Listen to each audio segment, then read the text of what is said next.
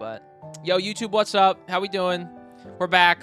Part 2, or I guess final part of the Xavier myth. You know, sorry that I was sleepy the other day on the first part. But if you haven't seen the first part, watch it. I have lots of thoughts about it in the beginning and lots of things to talk about. Even though it's an hour and a half, it's well worth the watch, I believe.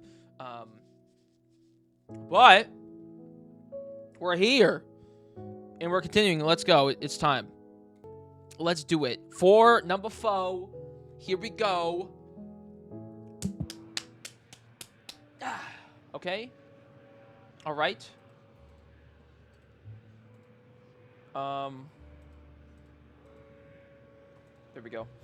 Each month, the monastery selects individuals to sail along the endless cinders, locking in. This is known as the pilgrimage ceremony. The Revenants believe that by traveling along the cinders, one can find the tree of life that connects Cindersfell to Philos. Once more, I find myself at the monastery. Everything has been transformed. The dilapidated altar and crumbling walls have been restored by the Revenants. They're functional now. The acolytes' soft chanting echoes throughout the building. They carry an ineffable reverence. I pass through the noisy entrance hall and enter the courtyard. It seems the bishop has been waiting for me. Excuse me. You've said the apocalypse is only a matter of time, and I'm the key to saving this world.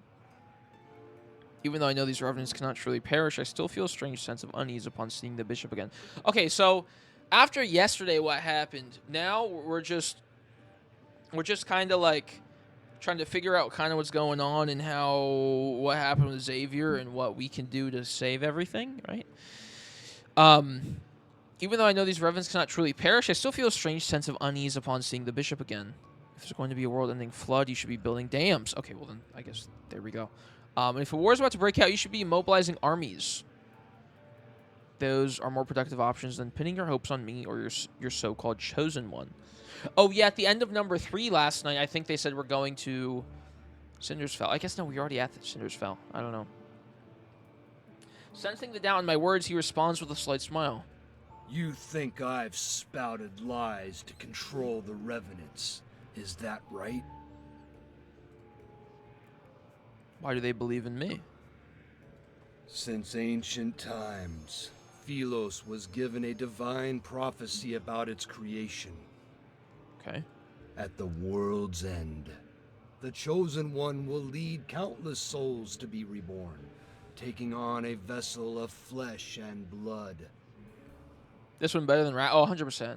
A billion Your percent. very existence is proof of this. Okay. Myths are just myths? There we go. They're just stories invented by the humans who lived years ago. You are correct. However, Philos has truly been destroyed. Okay. You have the freedom to choose your path. We shall not force you to bear the responsibility of being the Chosen One. We are incapable of forcing you, in fact. But the pilgrimage ceremony shall be carried out as planned. It will be held during the next full moon. He smiles before removing the key around his neck. He places it in the palm of my hand. Memories prove one's existence. Yet those who died here are trapped. They can never create new memories. Okay. If you cannot understand our faith, then I implore you to visit the underground library and see for yourself. Lore, exposition. For several days, I immersed myself in the sea of books. Although I found no records related to the pilgrimage ceremony, I learned about what happened to Philos during my absence. In the beginning, the energy needed to extend the planet's lifespan was almost depleted. Beasts called Wanderers grew increasingly violent and occupied most of the planet. Even an immortal planet sustained with energy would fail to escape the fate of decline. For several days, all life in the rigs I learned what happened to Philos during my absence. In the beginning, the energy needed to extend the planet's life was almost depleted. Okay, well that makes, sense. After 200 years of silence, a young woman with not a drop of royal blood ascended the throne. Under her rule, Philos reclaimed its former glory for a time. This period would later be called the Morn Era. However, the historical records about her are scarce. They've only managed to preserve the magnificent spectacle of her coronation. Her life and fate were seemingly erased by an invisible hand. There's nothing but a blank void. The situation in Philos grew increasingly dire as time passed. The royal family and citizens were split into several factions. Their constant disputes rendered the monarchy on the brink of collapse. Natural disasters raged while the fires of war burned without end. The flames of chaos... My picture of Coco on the wall just fell. What the... Sorry, that scared me. The flames of chaos swept across the land and destroyed the last vestiges of the old world order. The last monarch of Philos was an undefeated arbiter of judgment, yet he was the tyrant who supposedly led the kingdom to its demise. Okay, so we were, I assume, the queen that got reincarnated, right? Because, like, that's just MC. She dies and comes back. And then this is obviously Xavier, the monarch of Philos. Okay. All right. Good to know, but now what? The tyrant addicted to bloodshed, the embodiment of corruption, a fallen god who was devoured by the darkness. This must be Xavier. In every historical record about him, the fall of Philos is almost universally blamed on that king. Yet as I carefully read through the list of crimes, I feel as if he can't be blamed for everything. What part of the text made you stop reading? Okay. Sup, dude? Startled, I look up to find the tyrant himself. He's leaning down from the balcony above, and his gaze is fixated on me. Why are you here? My only important person disappeared. Was I not supposed to look for you? Okay. I noticed the young acolyte who served as an attendant who he has dozed off in a corner. Book in hand, I walk over to him. All these meticulously detailed accusations and atrocities, they read more like fantasy than history. He neither confirms nor denies it. He jumps down from the balcony and picks up a book. I can only imagine what expressions the acolytes would have if they saw him walking around as though he owned the monastery. According to this book, the first 200 years of your reign were referred to as the Golden Epoch. It must have been wonderful. Why did... Some matters should remain shrouded in the unknown. Oh, was it because the queen who came back, that is like us supposedly, to rule, maybe she died again or something? I don't know. Because we constantly die and come back, so... Did she die again? Is that why he went crazy? If you don't want to tell me, then that's that. I'll assume all these myths about you are true since you won't say anything. I hesitate, but my curiosity eventually gets the best of me. Tightly holding the book, I move closer to him. So what happened to the royal capital of Philos? It was destroyed. Okay. What about the holy sword of the goddess? The statue was shattered. I'll say it again. I know, it's a different day compared to last night. Xavier, he's looking majestic. Bro, he looks so sick, man. It's so fire. Astria Knight Academy in the Oaks behind the Star Hunters main building. I desperately recall the places I can remember. Burnt to cinders, along with all the birds in the forest. He is so beautiful, yeah. Bro's majestic. The wind blows past us again. The winds rattle as the chandelier above us sways. There we go. The curled, yellowed pages flutter rapidly as the story reminds of the first year of the Morn era. A single event was commemorated, the coronation of Philos' only queen. Okay, there we go. That's us. Let's change the subject then. Have you met this queen? Out of all the monarchs who ruled... I keep saying Philos or Philos. Philos, why is her story glossed over? Even her portrait is unrecognizable now. I touch the blurry portrait on the page. The ink has been smudged. He looks up and his gaze lingers on that page. Then he turns away. I don't remember. I will say that your impression of Philos is too idealistic. The side profile goes crazy. It's the long hair just does a lot for a lot of people.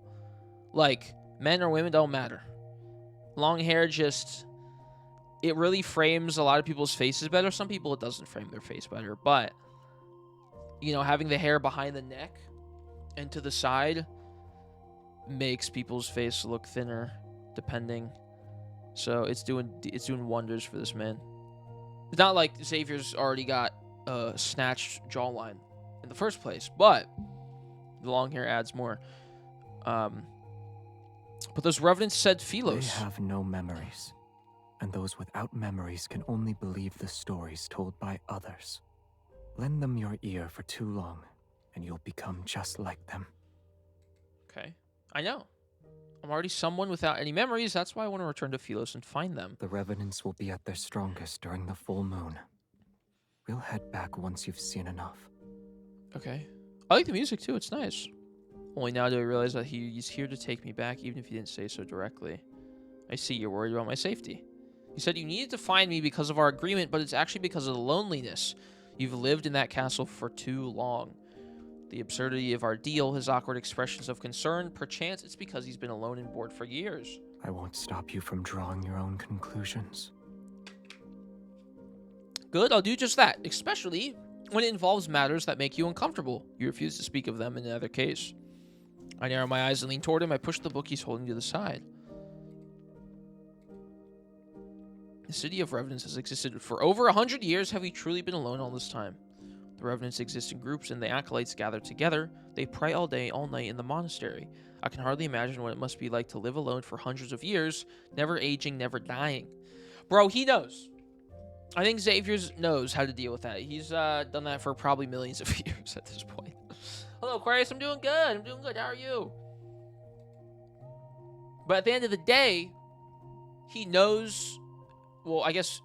No, this isn't me and Raphael. This is Xavier. Xavier's the one that always comes back. I guess he knows that he'll find his way back eventually. That he'll see MC again, so he's chill. Are there any friendly revenants you can talk to? You want me to become close friends with them? No, revenants are disagreeable. You're already prepared then. For what? You'll be their only goddess.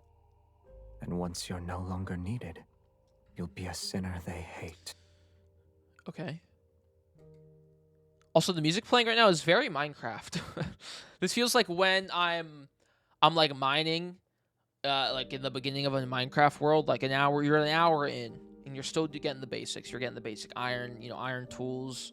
This is what plays when you're in like the green like forest area, like basic forest, not like the crazy new biomes, but like the basic forest in the daytime.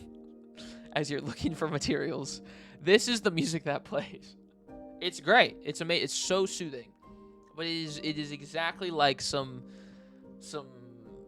C9 or whatever the music is called in the game. But yeah, beside the point. A complex, indescribable emotion wells up inside me. I retort before I can stop myself. You always say they deserve to be trapped in their futile obsession for eternity. How are you and I any different from them? Aren't we also trapped? Where's Jeremiah? I don't know, bro. Where is he? I'm obsessed with returning. What about you? Obsessions are for the dead. I have none. What about me, bro? What about me, Xavier? Huh? I've read your anecdotes. I know. You don't forget, bud. Dude. He turns his profile etched in moonlight, yet his features are obscured in the shadows. I can't help but feel like nothing matters to him, whether time passes or stops, whether the flower he tends to blooms or not. He's just waiting for what? I'm not sure. An inexplicable sense of frustration and loss bubbles inside me.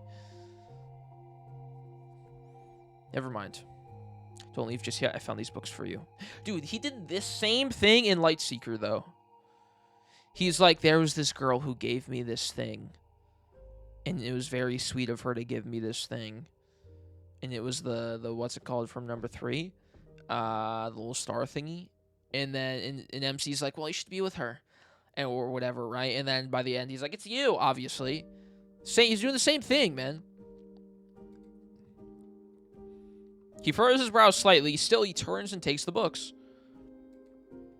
Philosian Guide, Caring for Flowers. Me and Raphael are connected. Identify Yeah, we are. edible mushrooms. Oh, interesting. I'm not sure if flowers can bloom without light. But watering them 3 times a day will definitely kill them. I've played these games before. True. Okay, there we go. Number 4 done. Just a simple little lore stuff. Nothing crazy. All right. Following the book's instructions and using the withered plants as fertilizer, the unnamed blue flower finally shows signs of vitality. It's grown taller since yesterday, and its leaves unfurl with a hale luster. Days pass before I know it. It's time for the pilgrimage ceremony. Outside the city walls and alongside the riverside, over 100 tents have been set up. It's to accommodate the thousands of revenants who are here to witness the ceremony. After praying at the monastery, the pilgrims and acolytes descend along the ridge. They carry blessed lumen flora. The procession covers long distance. Singing hymns to praise Philos, they walk with carefree steps and carry lamps throughout the night. The lights in their hands form another river. They flow through the dark forest and across the swamp. The 36th moonlit Why night. do I feel happy and sad?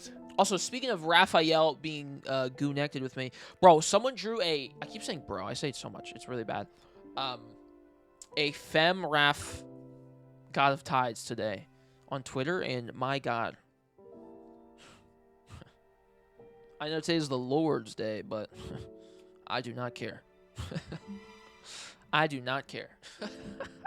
I retweeted it. It was really great art. It was amazing. But faith is fragile. It's like a flower or an egg. One careless moment is all it takes to break it. The VAs are kind of doing it right now. What's an egg? I can't remember anymore. But it doesn't matter. We'll be returning to Philos. Dude, the VAs are kind of... They got some emotion in the voice. This is a bit different. This is great. This is a big upgrade from some previous cars. Moonlight flickers across the mountain ridge as a gentle breeze passes. Dazzling silver robes sway back and forth. The Chosen One is attending the ceremony. My lady, why did you bring the Mad King with you? You saw the Raph art? Yeah, it was so nice. I said thank you for this. And they said, of course, canon wife of Raphael or something. I was like, well, this is crazy. I was like, what do you mean you've seen that? At this point, I just assume a lot of the people have seen that. More than I probably realize. Trying to reform was funny, him though. must be a tiring endeavor, no? I'm unaware of the new rumors that are circulating the city. I respond with a sheepish smile and lower my voice. Rest assured he has renounced his old ways thanks to my guidance and spiritual cleansing. Oh, that's kind of sweet. So we're kind of like... We're showing everybody that Xavier's chill. The young Revenant's expression becomes one of astonishment and admiration. I gently tug his sleeve. He glances at me and he chooses not to expose my lie. That's wonderful. May Philos prosper under eternity's divine gaze. Why do the Revenants always say weird things? Ready to depart, I pull on Xavier's sleeve, yet he opens his mouth. What if your eternity's foundation involves sacrificing others? Nonsense! Philos is the embodiment of eternity, and everyone possesses an immortal soul. We know MC has to get sacrificed. Even if some are sacrificed, they're necessary and justified. How can we fight against the emptiness of time without immortality? How can we explore the universe? Xavier, you should know. Assuming eternity does belong to Philos, then why did you and the others die? Because the queen died? Or because we weren't alive to give the planet the energy? Yeah. Right? Unable to refute his argument and intimidated by his sword, the young Revenant stomps her foot and storms off. He kind of ate her up. Inside most of the tents set up along the river are statues of Philos' royal family from throughout the ages. They're near the witnesses who are attending the ceremony. These royal statues are crooked and misshapen, their features indistinct. Maybe it's because most Revenants have a poor memory. They got dementia. This one's surprisingly lifelike. Its face is too fierce for my liking. However, I approach it and examine the small wooden figurine placed in the back. For some reason, it has a wooden stake in its chest. Oh, is that the wooden sword that was in the trailer? The Philosians never had a right to immortality in the first place? I don't know. I guess so. Like, what do you mean? Like, I guess they weren't supposed to be immortal initially, but they were. Which is why everyone died or something? The last king of Philos, the man responsible for Philos' downfall. Oh, Xavier? An indescribable emotion stirs. I put the wooden stake and place the figurine in the brightest, most prominent position at the center of the statue's base. It was always a perversion of life. Oh, okay. Yeah. For them to keep living, other people had to die. So it was just a cycle. They always require people sacrificing their lives. Does any more argument is paper thin? Gotcha. I walk a bit further and more revenants offer me flowers despite my attempts to refute them. I eventually accept each one. Can you even carry all of these flowers? He furrows his brow, but still takes the heavy bundles from me. Thank you, my king. Literally. More revenants gather by the riverside. Their singing is so loud that they almost drown out other sounds. Worried we might get separated, he frees one hand to hold mine as we slowly make our way through the crowd. You like the theme of the immortality being wrong? Yeah, the game has a lot of stuff about, like, I guess death and rebirth. Which I never did the main story for that. But, like, yeah, dying and coming back, and it's cool. It is pretty cool. The last king of Philos and the man responsible for Philos' downfall. Wrong unless you're MC. Yeah, that's true. That beloved king who was eventually despised by all. That's you, yes?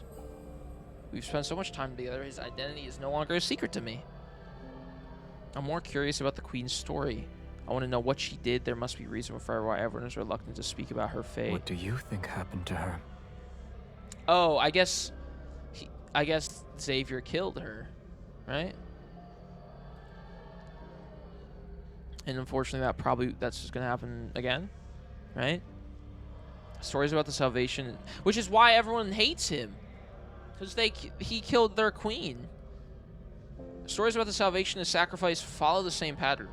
Some perish, others are saved. Some continue living, and others are forgotten. I suppose she didn't accomplish anything. That's why she was forgotten.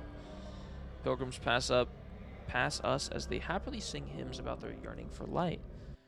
Xavier watches the group heading towards the riverside. He suddenly speaks to me. In the beginning, her statues decorated every street. Well, some were dissatisfied with her conduct. I don't know, actually. But most adored her.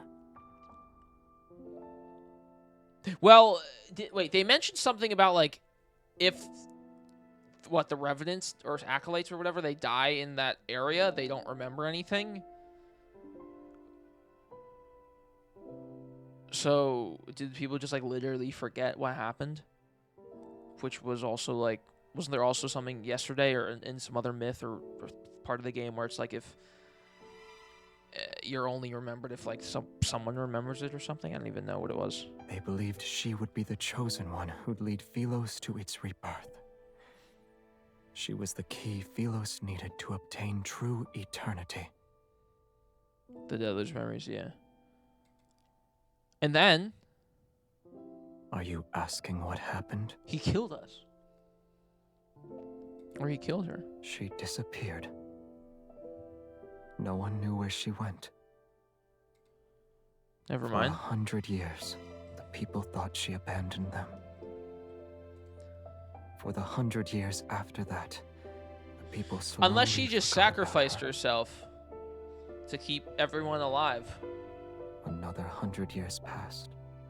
Her portraits were burned, and her statues were destroyed.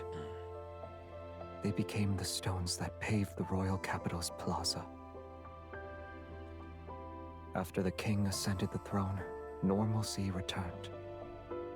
Yet nothing could change this planet's fate. Right? Like, she sacrificed herself so that the planet could keep going. It's like... that's like a... maybe I'm wrong, but, like, it's like a trope of, like...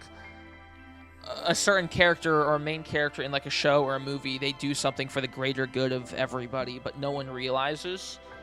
And then, obviously, at the end of the movie, like, people realize. Like, Superman.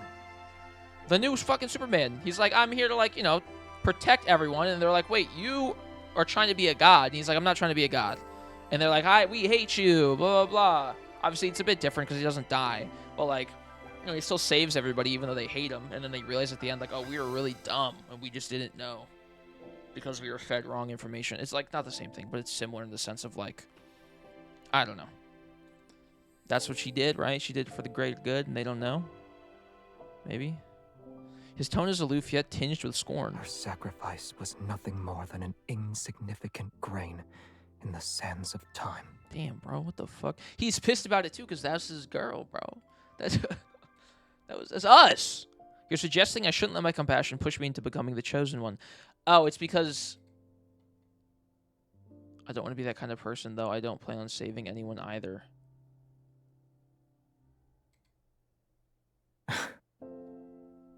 Oh, yeah, he doesn't want it to happen again. Which is why, yeah, that would make sense. Don't they both die at the end of this? I don't know. I don't know. Also, don't... Spoilers! If that's true, I don't want to know. What? Don't you think I'm being selfish? Do you think I'm being selfish? They're already dead. Even if someone could change everything, that person wouldn't be me. You were destined to fail as the chosen one the moment you gave them a modicum of pity. Why do I feel as if you don't have faith in me? As we talk, several small revenants who recognize me hurriedly approach. Holding the lumen floor they picked up, they ask me to help them weave flower crowns. Xavier has an expression that shows he expected this to happen. He sigh and push away the revenants. 1 crown each, form a line. Cute. Cute. When I look up again, Xavier's already walking away from the lights and chatter. The night wind rustles through the grass as his figure quickly vanishes into the darkness. He always arrives without a sound and leaves in the same manner. His thoughts are impossible to predict. That's Xavier for you. That's Xavier, bro. I keep saying bro. I need to stop. It's actually bad. It's really bad. I hate it. I sound like such like a frat guy. And I've never been in a frat, nor have I ever wanted to be in a frat. It's so bad, dude. It's really bad. I say, oh God. Every time I say bro, I need to put $1 in the bro jar. Like, that's crazy sounding, by the way. I need, like, it's bad. It's rubbed off on me. Not in the way you want it to either. You know? Not the rubbing off that you want. It's so fucking terrible. I hate it. I say bro all the time. Ugh. I hate it. I'm my own worst enemy. The ferryman and young king stand by the riverside. They stare at the lights and the singing revenants that night. No, and the singing revenants that the night fog is almost consumed. You keep her close. Are you afraid she'll recognize you? Or are you afraid she won't? You'll be broke by the end of the stream. Yeah, I know. She won't remember. I say bro all the time, too. It's really bad. Well, there's, like, nothing wrong with saying it inherently, but, like, I used to make fun of my friends or, like, people I knew in, like, high school who would say bro because they'd be, like, assholes. They'd be, like, the stereotypical, like, bro, like, what's up, bro? How you doing, man? like, whatever. And then I started saying it, and now I've become the villain of my own story. It won't be long until the apocalypse arrives. After this pilgrimage ceremony, the river might Now it's go like again. cool and sexy. Huh? I think I was saying it a lot, but I've been saying it more than ever before. It's really bad. And it might reach the tree of life. Do you want to be a witness to that? Dude. I need to say dude or man. Or like, what's up, dude? Dog? I don't think dog's much better, but I like saying dogs. It's funny. Should they find a D-A-double-G. method to return, WG. they'll see Philos is no longer the place they imagine it to be. As the hymn reaches its climax, the boat carrying the pilgrims reach the center of the river. Amidst solitude and stillness, he turns to look at the elderly man behind him. Isn't it peaceful when there's no one to ferry? Dude, bro. For us who desperately clung to life until the very end, being trapped here is a punishment. Yeah, this, like, Cinder's fell wherever, Yet sinners should like, atone this for those myth, who died this world unjustly. feels like an Am I alternate, mistaken? like a hell, like a purgatory. Like, it doesn't even feel like a real, like a timeline or whatever. Like everything, like, all the myths in this game are, like, separate deep space, tunnel, universes, whatever. AU, it doesn't matter, whatever it is. But, like, they all feel like that they are, like, still worlds and universes where things are happening. But this one feels so fake because everyone's dead. It just feels like a purgatory. So, like, a fake, like, alternate hell that is, like, parallel with the real world. I don't know. It feels weird. It's really bizarre. And her? What And will the you do when and the, she can't the actual continue? living people, like the ferryman or whatever, or acolytes, are just like reapers or something. Like, I don't know. It feels really weird. Like, that's seemingly what's supposed to feel like, maybe, but more of a hell dimension, realm of hungry ghosts and Taoism. Oh, interesting. Okay, well, it feels that way. Yeah, At long last, there is like it feels we're something beyond trapped your somewhere, and we expectations. can't just like go to a different planet and everything will be okay. Like, it feels like we're in a whole new like dimension. When the time comes, I'll have already made my preparations. Seeing that he doesn't want to discuss it any further, the ferryman sighs and says nothing. Don't you owe me 6 It's cool, fares though. now, boy? But yeah, King of the Dead stuff is dope. Your Oops. memory is getting worse. It's 7. Oh. Hello, Brittany, how are you? Centuries have passed. Yet I've never seen anyone pay your fare except for her. Where to? I won't ask for a coin this time. His boots tread across the moss. Dampened with night dew, he heads toward a bustling area with lights and voices. Nowhere. I'm waiting for someone. Okay.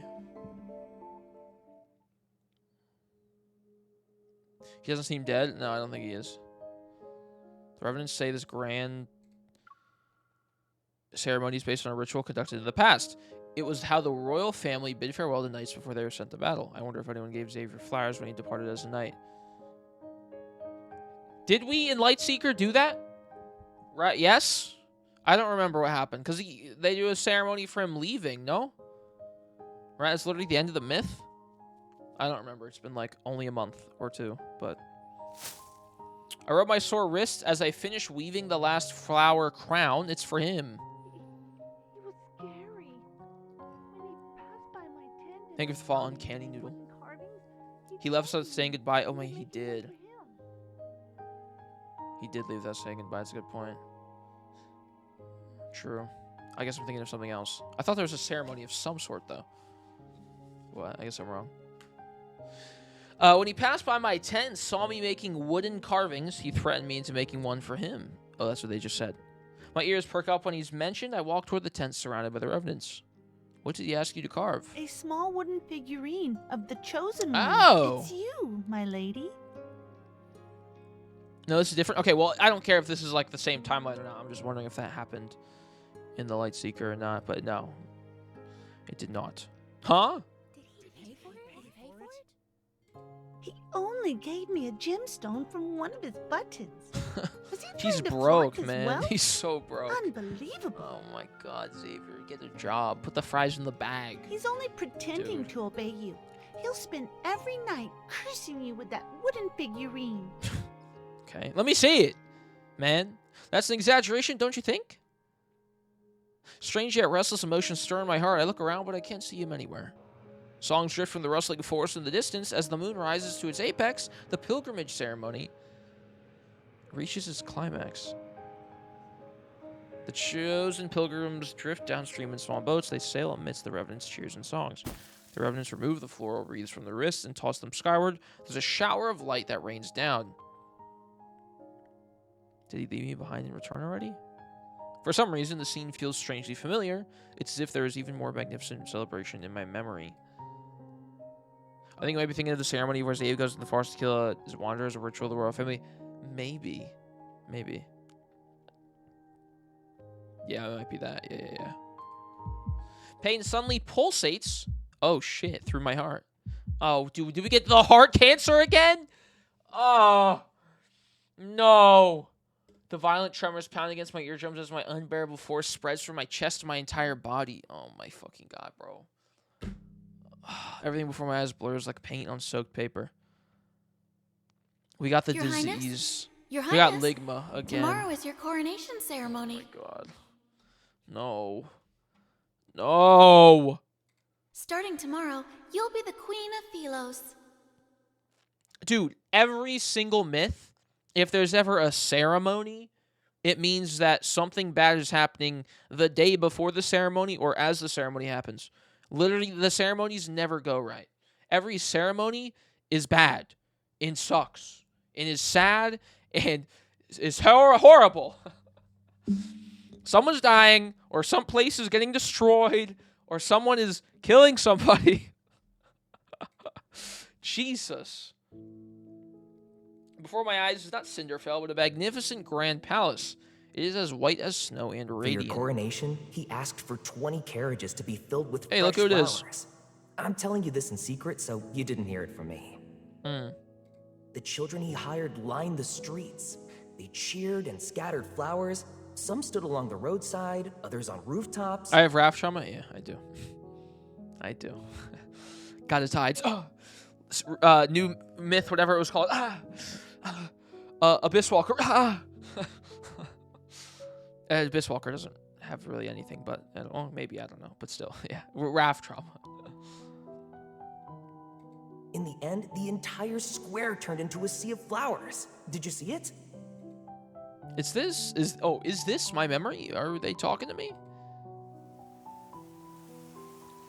Wild winds sweep through the area, and I can't read that fast, bro. Wild winds sweep through the area and toss aside the already weightless bodies of the revenants. They tightly hold their hoods as they gather around me. I wish you could see what this looks like. This would be pretty cool looking, probably. It gives me like a Dark Souls 3 vibe, like I said the other day. Excited, expectant gazes approach me. I try to... No, wait, no. It reminds me of the Asians.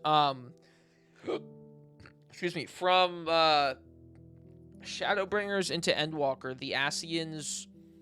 What is their actual names? Like, the really tall ghosts that are in hoods with the masks on? God, I'm such... What a fake FF14 fan I am. I forget. Like, they're Asians, right? What is... I thought they have another name. I don't know. It reminds me of this. Of, like... Because in that game, they're dead. Because, you know, it's like their souls from the past, but they're dead, but they can come alive, but they're immortal kind of thing. I don't know. It's weird. That's what I'm kind of picturing. It's like a Dark Souls 3, like, castle setting, and then it's the Asians from Endwalker or whatever when they're dead with the hoods on, with their masks on. It doesn't matter, though. Most people probably don't know what I'm talking about, but beside the point. Excited, expectant gazes approach me. I try to step back, but these individuals move closer. What did you just call me? The chosen one. You shall save my lady. Sans from Undertale, maybe. Shout out Sans. I'll be playing Deltarune this week as well, for the first time. Voices assault me from all directions as countless hands grab at my dress, their expressions revealing an urgent zealotry. Do you remember what Philos was like? You met the pilgrims in Philos. Did they find happiness? It also does give, like, a Sundering vibe a I bit. heard that... For some reason. What are they talking about? Help me. Help me. Help me. Is that the dead that we can hear? What's Philos Pilgrims? Who am I? Why can't I remember anything? Oh, no. My memories have been burned to a crisp. My mind is a blank slate, and I feel strangeness unlike anything I've ever known. Philos is about to meet its end. We beseech you, your majesty. As the ruler of Philos, you must ensure this planet survives. Okay, so that we just, like, kill ourselves? The ether core within your heart can save Philos from destruction. Yeah, this is what happened. Isn't this just what happened? Wait, didn't this happen? Well, this happened before, but, like, was it the wedding banner that we just did? Was that the one where we were in the void of nothingness and about to be used as, like, the fuel for the planet that we were saved by Xavier? That wasn't the wedding banner, was it? Or I feel like it was, but that would make no sense as the fucking wedding banner. Why the fuck would that happen during that? No, it was before that. Not the wedding banner. The Xavier card. I did it recently, though. I forget what it was. It's not that one. Ignore me. It wasn't the myth either. Which one was it, bro? Prologue to Tomorrow? I didn't do that yet, though. I did his anecdotes, and then I did his myth, and then... Oh, God, it must have been the myth then, but no. Was it another card? I don't know what it was. But that happened. Like, marry me and pass away. Yeah. I don't know why. I don't know why I keep thinking about that scene. Maybe it was the myth. I don't know, though, man. The crowd parts when I raise my head. I see an elderly man in white robes standing before me. I don't understand why he's smiling. Wary, I step back. Take her away. If I remember correctly, they're still called Asians. Thank you. There's a card from Prologue to Tomorrow. Maybe it was that then? Because I was preparing to do Prologue to Tomorrow, and I was about to do it the day before, and I didn't have time to do it, but I did all the prep work for it. So maybe that was it? Maybe. After he turns and walks elsewhere, a young acolyte immediately runs toward me. My lady, please return to the monastery with me. What the fuck? Wait, please don't wander off. There is no Donna, only Zul. It's a crazy name. I don't know what that's referring to, but very long name. But it's kind of cool, though.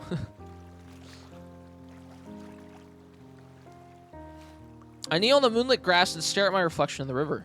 The face reflected in the water is unfamiliar. The clothes I'm wearing are unfamiliar. Even the crown on my head is unfamiliar. Ghostbusters?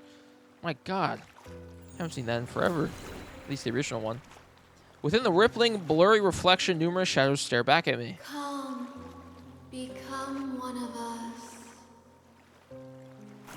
Shadowy hands reach up from the water. They pull and tug at my clothes. Now it's The Witcher, dude. Nourishment. Now they got like Just sirens and like like this is crazy. So much of this reminds me of like Lord of the Rings / whatever high fantasy other movies / shows I'm thinking of that I can't think of right now. There's one specifically that, oh my God, I don't even know I can't even think of what it is. It's pissing me off. My thoughts too feel as though maybe it's from the Witcher show. I don't remember what it was. My thoughts too feel as though they're being pulled by countless decaying hands. I'm slowly sinking into a whirlpool. Why are you here by yourself? That part of my Lord before it gets like taken into the water by that. And maybe it's that what I'm thinking of. That might be it, yeah. I haven't seen Lord of the Rings in maybe 10 plus years, so the lobe where that information is stored is like almost gone.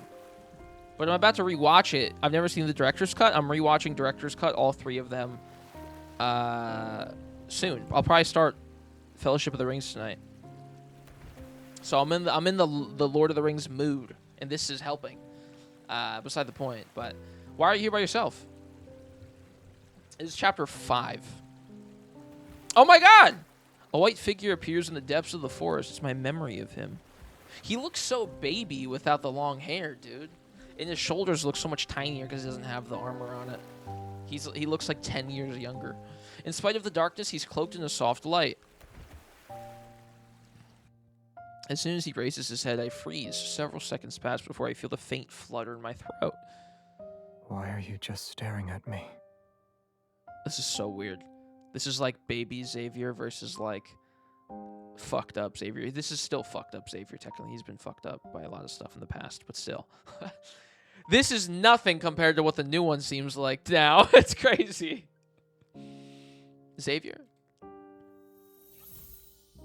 My memories begin to stir once the first syllable of his name leaves my lips. They slowly flood my mind.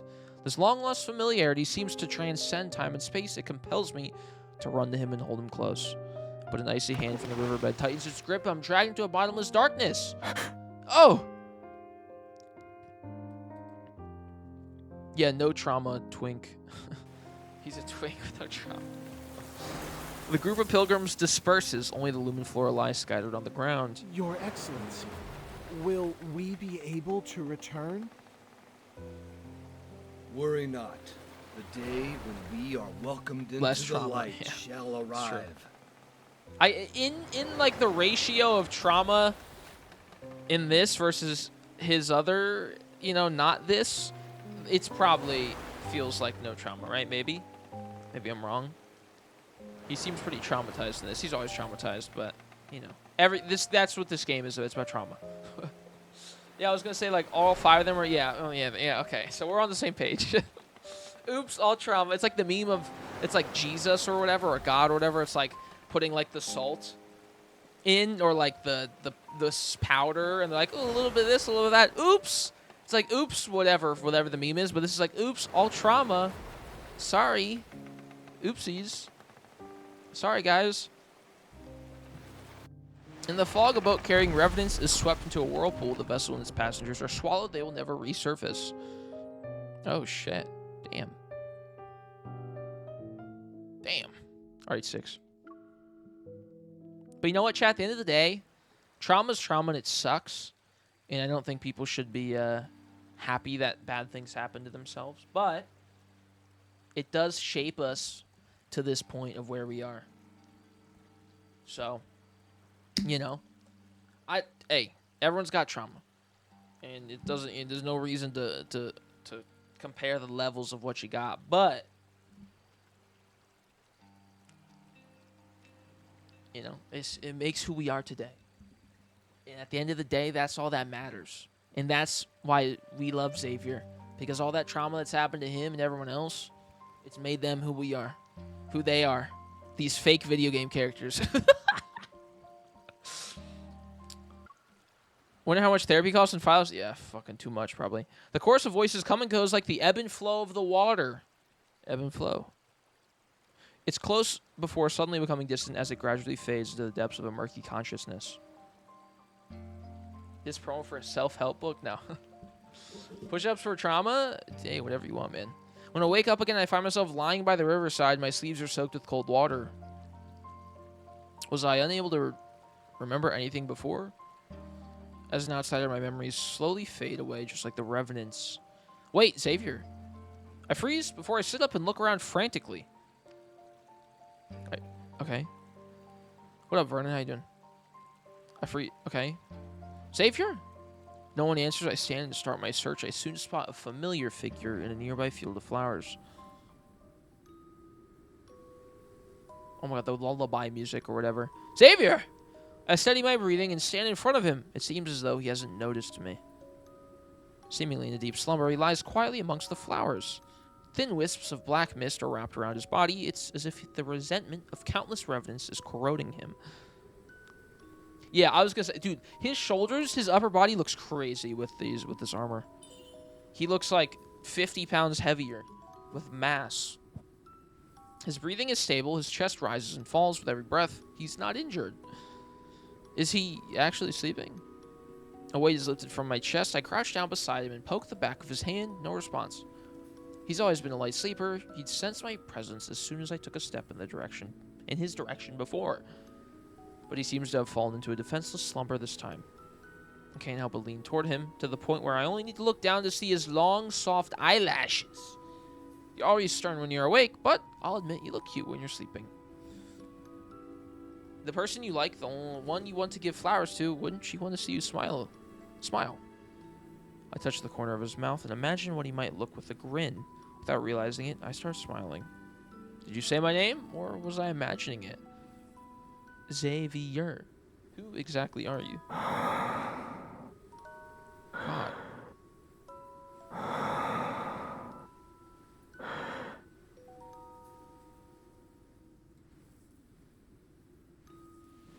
Deciding to set aside these unanswerable questions, I lie down beside him and touch his hair.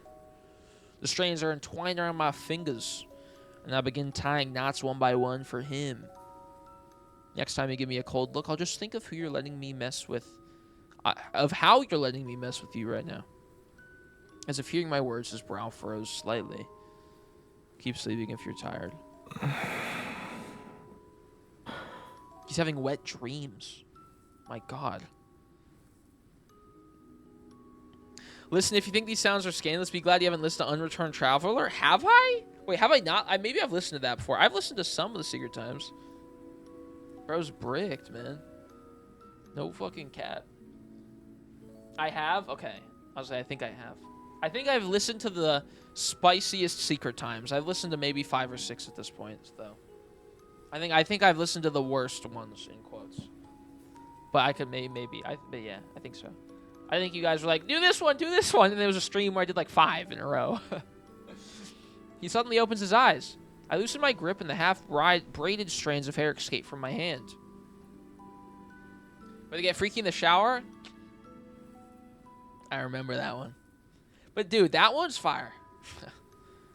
That one's fire. Like, come on. In the shower? That's exceptional. Sorry, it was gross. Our gazes meet in the darkness. He doesn't speak instead of opting to stare at me for a long time.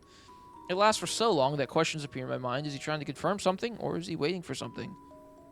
You're here. Yes, I am. I just listen to Gilded Dreams? Alright. Okay, I'm down. I'm I down. had an incredibly long dream. I followed my teacher into battle. And then I journeyed through the starry sea. Okay. When I returned, you were gone. He said, oh my god, look at his puppy eyes, dude. My god. He's feeling it. His voice is soft and hoarse. It still carries traces of the dreamlike days. So much happened during those 300 years in your absence. I don't even know where to begin. Oh, he's feeling it. He is actually traumatized. I doubt you want to hear those boring details. No, I do. Fill me in. Do you remember our little planet? I told you about it before. Yes. The wavy leaf sea lavenders grow better there. I brought back some seeds and hoped I could grow them for you. So the name of that flower is Wavy Leaf Sea Lavender. Kind of a shitty name, not gonna lie. My hand trembles and I feel a sharp pain. The brooch on his chest has pricked my fingertip. Back then, it was just like this. I thought my intentions were clear. Promise Wildfire was Didn't you also devious. understand Yeah. Maybe I'm the one who's foolish. I should have been more direct from the beginning. That's okay. Xavier. A. It's okay. Xavier, you're not exactly the most direct person, but it's fine, buddy. That's your character trope. He gently holds my finger and carefully wipes away the drop of blood. When we last saw each other, you said you had feelings for someone. It's right. Wait, hold up, chat. This is a sidetrack. This is a crazy aside, but so the 5 LIs, are they boobs or ass? Do we know? Is Raphael a boobs man? After what I'm reading in chat, Raphael's. Do they have a preference? I'm assuming no. This is just me being stupid and childish, but they're all boobs dudes. Raph is a boobs man. Yeah, that's my boy. Sorry. It doesn't matter to me yet. Moving on. Continuing. Why wasn't that person by your side when you were in danger? Forget him. Oh! Jealous, Xavier. His persistent gaze stays on me for a long time. I can only nod in response. I don't like him anymore. But I like you. Is that alright? As those words hang in the air, everything suddenly falls silent. Even the wind stops blowing. Jealous, yeah, I'll say jealous of himself. It's just we are jealous of ourselves too. The night is still, and the flower field is silent. Only the distant waters of the river laps against the shore. Excuse me. Neither of us moves, and I'm trying to think of words that could break the tension. Then he shifts closer to me. Oh my god. His cool fingertips press against my jawline, and our breaths intertwine. I attempt to create some distance between us. What's wrong? Am I not allowed to kiss you here? Oh my god. His voice. He lowers his head, his expression indiscernible. All I can feel is his cold breath against my eyelashes. Of course. Why would you want to see me like this? 'Cause women like breedable men, Xavier. The hand at my nape suddenly tightens its grip. He lowers his head again. Instead of retreating, he stubbornly kisses me. Feels like I'm trapped in a thick, vicious dream. I'm unable to wake up and unwilling to try. The warmth and pressure from his hands seep into my skin. They carry an affection that borders on obsession. Damn. Well, we know he's obsessed. We know he's obsessed. Okay? He made a figure of you. This is my dream. I'm free to do as I please. Hey, yo, bro. They're getting freaky in the flower fields. You're a figment of my imagination, aren't you?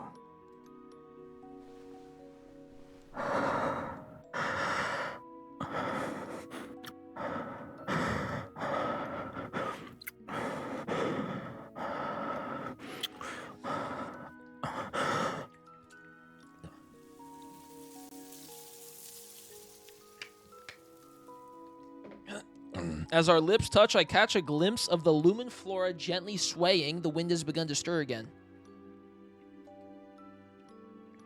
Damn.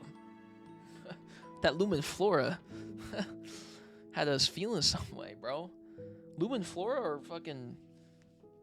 I don't even know. Bro took a honey pack before that chapter. What happened? Oh my god. The VA is going crazy on it. Wow. The way I'm looking away from my frying pan to stare at the screen. You're cooking up eggs. You're like...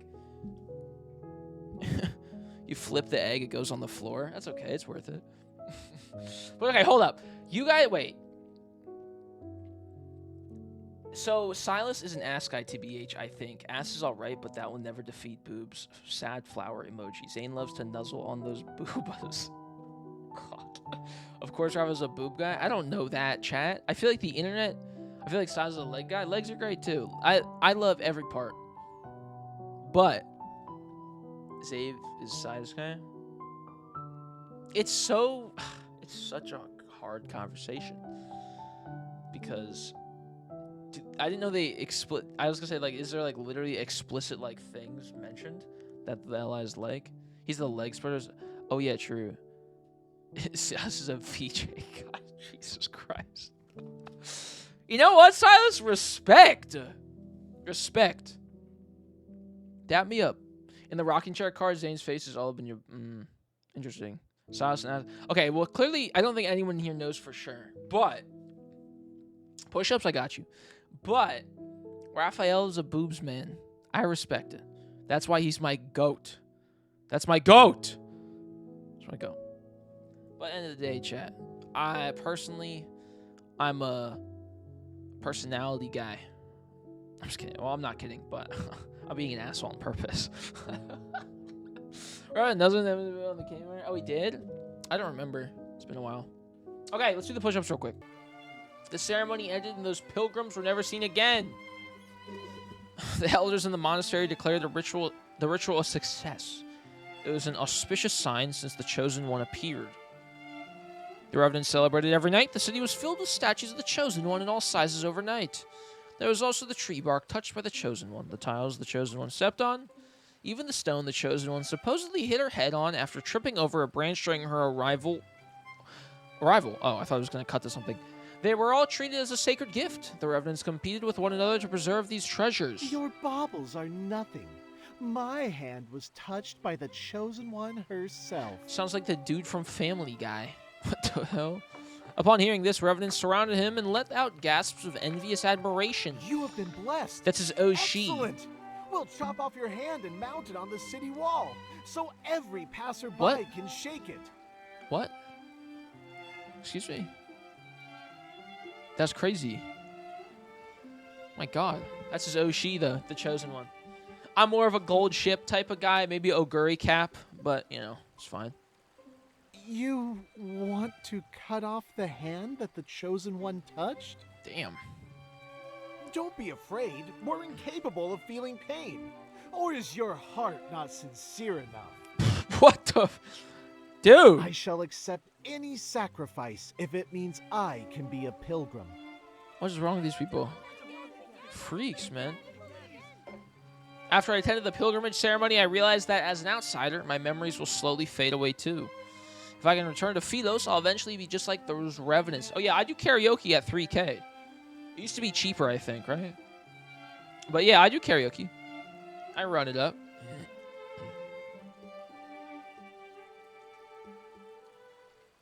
Yo, where did those pilgrims go? Acolytes from the Order of Babel always avoided the question.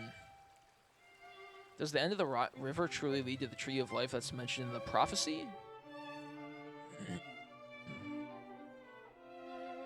There he is. Your solution is to follow in their footsteps. You'll see. Also, where what, this last 3 supposed chapters? It's about to secret all path get of pilgrimage crazy. Takes you. Crazy. They say the river doesn't end. If that's the case, then what happened to those pilgrims? They didn't die, but they didn't live either. No one has seen them since.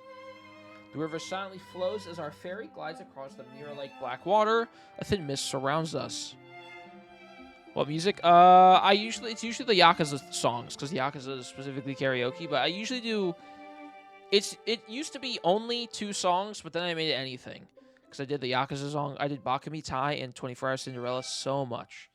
I prefer to do those because those are easy and fun, but I technically will do anything. If it's not like DMCA. I'm honored. You ate meals cooked by the Chosen One, held the Chosen One's hands, and even embraced the Chosen One. And these eyes were blessed by the Chosen One's presence. Should I pluck out my eyelashes for you to count too? Oh. No. These lips have also kissed them. Yeah, he's also eaten my butt. Sorry. That's weird to say. I remember what happened that day. I swallowed my words. You don't want to continue? You actually don't remember anything. He responds with an expressionless look. Then he turns away and his voice is unexpectedly tinged with a hint of resentment. You're the one who doesn't remember Sorry, anything. I didn't mean to say that. Continuing. Not wanting to argue, I focus on what's more pressing at the moment. I need to figure out what happened to those revenants. If anything that crosses the waters of the Cinders sinks. Oh, wait, what? If anything that crosses the waters of the Cinders sinks. Perhaps what they saw is there. How did you get this boat? Or rather, how did you convince someone who doesn't accept credit to lend you this boat? I stole that shit, bro. It's a long story. I said bro again. Put it in the jar. After boarding the ferry numerous times, I gradually become acquainted with the ferryman of the Cinders. Occasionally, when he wanted to rest uninterrupted, I would volunteer to take over. He didn't agree to it at first and always refused with the cold expression, but as time passed, he eventually let me handle it. When I encountered revenants who wanted to cross the river despite lacking coins, I didn't turn them away. I asked them to tell stories as a form of payment. When he discovered this, he always turned a blind eye. As for his background and why he serves as a ferryman for this river, I've asked him out of curiosity before, but he always refuses to talk about it.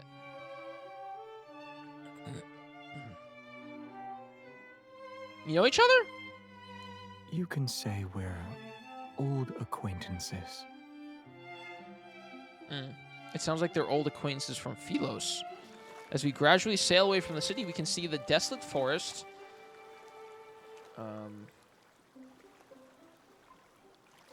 To the west is burning acrid gray smoke rises skyward. More revenant knights have been gathering at the edge of the forest, and the strife is becoming more prevalent. Consumed by resentment, they fight each other with the hatred from when they were alive. Their screams echo amongst the dead branches and fallen leaves. As the bishop foretold, signs of the apocalypse are once again emerging from the ruined city walls. I was unaware you were skilled at ferrying. Okay. After the bow hits a submerged shell and spins around several times, he can't bear to watch anymore. He takes the oar from my hands. What is happening? Okay, we got back to the sad music. Here we go. I lose track of time. Black clouds gradually cover the full moon, and the scenery around us grows increasingly dark and desolate. Something's not right. The boat creaks and the river's current becomes turbulent. Startled ravens fly in all directions. A chill creeps up from the water's surface and latches onto my skin. After passing through a dense fog, the river widens. It's as if we arrived at a boundless sea. Where are we? The waters splash violently like an untamed beast. The looming threat of danger is palpable. I don't want this. I don't want to be trapped here. Okay. Join me. Become part of these dead waters. These voices, where are they coming from? Wait, don't fall in. This also reminds me of the Gi from FF7 Rebirth. When they're in the river, the life stream, and Aerith puts her hand in the water, and it's like the other timeline or whatever it is, universe. Different, but it gives me the same vibe of like mystical river that they're using the rowboat in. Under the water's surface, countless invisible hands seem to reach up. Hatred pushes them to maliciously toss our boat back and forth. Also, Or it gives me like League of Legends like vibes with the island that, not Thresh. The support, he's a ghost and he has like a hook thing. There's an island that he's on that reminds me of this. I forget what it's called. I haven't played League in a while. River Styx, oh yeah. I grip the edge of the boat with all the strength I can muster. Pain pulsates through my chest without warning. My vision blurs as though invisible hands are squeezing my heart. The inky black water. Okay, this happened for the other thing too. The Raphael myth. The inky black water transformed into countless golden veins. It's almost believed streams of energy were flowing downward. I feel awful. It's like my strength is being drained away. Watch out. Increasingly violent current strikes our boat. The river's surface discards its serenity and transforms into a massive whirlpool. At the moment, I'm like a seed. I'm plunged into the darkness unknown to all. Flashback? No. When I open my eyes again, I find myself curled up in a warm embrace. Our capsized wooden boat somehow glides smoothly along the riverbed. Mist reminiscent of a veil accompanies us. I can hear the rapids and foam washing over sharp reefs, but I can't see the dangerous shallows. On the other side of the river, Cinder's Fell's shores fade from view, and despite being underwater, I can feel the moist air. Now it's very... Oh my god, so quiet. What the fuck? The current gradually calms. Our boat continues to move along the dark underwater passage for a time before finally hitting the shallow bank.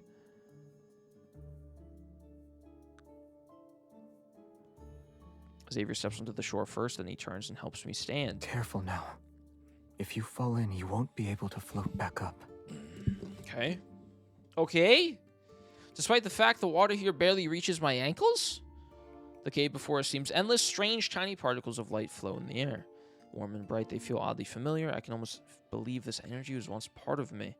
A profound realization washes over me. Perhaps this is the sacred path of pilgrimage, the road that returns to Philos. Oh. Are we going to go back to Philos and it's going to be, like, totally cooked? The archives of the Order of Babel's monastery had records of a certain Philosian legend. It spoke of a mysterious cave that was connected to the center of the planet. Bro, this is just Final Fantasy VII. Could this be the cave that connects Philos and Cindersfell? You have quite the imagination.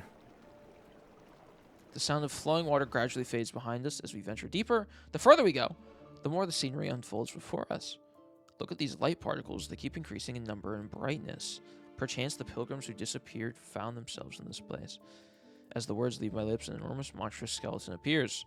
Bodies lie on the shore. They're still frozen in the position they were in their final moments. These monsters... They're wanderers. Okay. This These is just a creatures Final once Fantasy roamed game. Philos Like, before it was story destroyed. stuff happens. They go on a little adventure, like fucking Noctis and someone, right? They fall into a cave. Oh my god, we're in a cave now. Let's fight some monsters to get out of the cave. Oh, it leads to the center of the planet. There's literally a final... This is like 3 Final Fantasy games put into one, dude. Like, what? I could picture us being... Like, because there's a million cave sections in every FF game. I could picture us in the cave... And you're walking down, and you got fights to do, and you know, hit them with a little random encounter shit, right? Like, holy god, this is 1-to-1, man. These creatures once roamed Philos before it was destroyed. He said that already. Popular trope, it's great, but it's like I can picture it so vividly of what they would be doing, which is I guess a good thing because like I don't need them to make like cutscenes, but cutscenes would be cool. But yeah, I can picture it pretty easily, which is interesting. King Xavier is so epic. Oh, 100%. Yeah, a lot of stuff in this game is. And I say that a billion times, but that's just because Final Fantasy is like one of the most important things to me ever in my life. So I compare it to a lot of stuff. The gleam of a blade flashes and the bone-white remains dissolve into energy particles before dissipating. They were devoured by those monsters before they could escape. I just want more FF. I'm on an FF drought right now. I know we got a lot in the past 2 years, but I need more Final Fantasy stuff.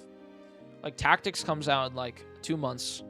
But, like, I need something, bro. I'm desperate. I am desperate. You know something, yet you're unwilling to share it. He remains silent before turning away. His cloak billows out behind him. If we could actually return to Philos, what will you do? Aside from finding your name. Oh, shit. I haven't thought about it yet. Is there anything you'd like me to do for you? Should I meet with someone on your behalf? I just started my first FF game. Nice! 16's a good starter if you're totally new, because, like, it's current gen. You don't have to worry with, like, old shitty quality of life from, like, 20 years ago. There's romance in the game, actual romance. Visuals are great. Voice acting is some of the best voice acting in a video game. Soundtrack is great. And, you know, if you don't play too many games and it's your first one, then, like, skip some of the side quests, because the side quests are really bad. They're just really long, and they're just kind of busy work. So if you do a couple and you don't like them, then, you know, just keep playing the main story. But don't feel inclined to do all the side quests, because there is a lot. It's a little overwhelming, and they're not really... they kind of feel like they're just padding for the game. But I hope you enjoy it. I hope you really do enjoy it. FF16's got a lot of good stuff. It's got a lot of highs, a lot of lows, but the highs in 16 are pretty damn good, so... That's awesome. I'm happy to hear. But okay, who should we meet, Xavier? Anybody? No? The path splits in two, and for some reason I can sense the energy emanating from deep within the cave.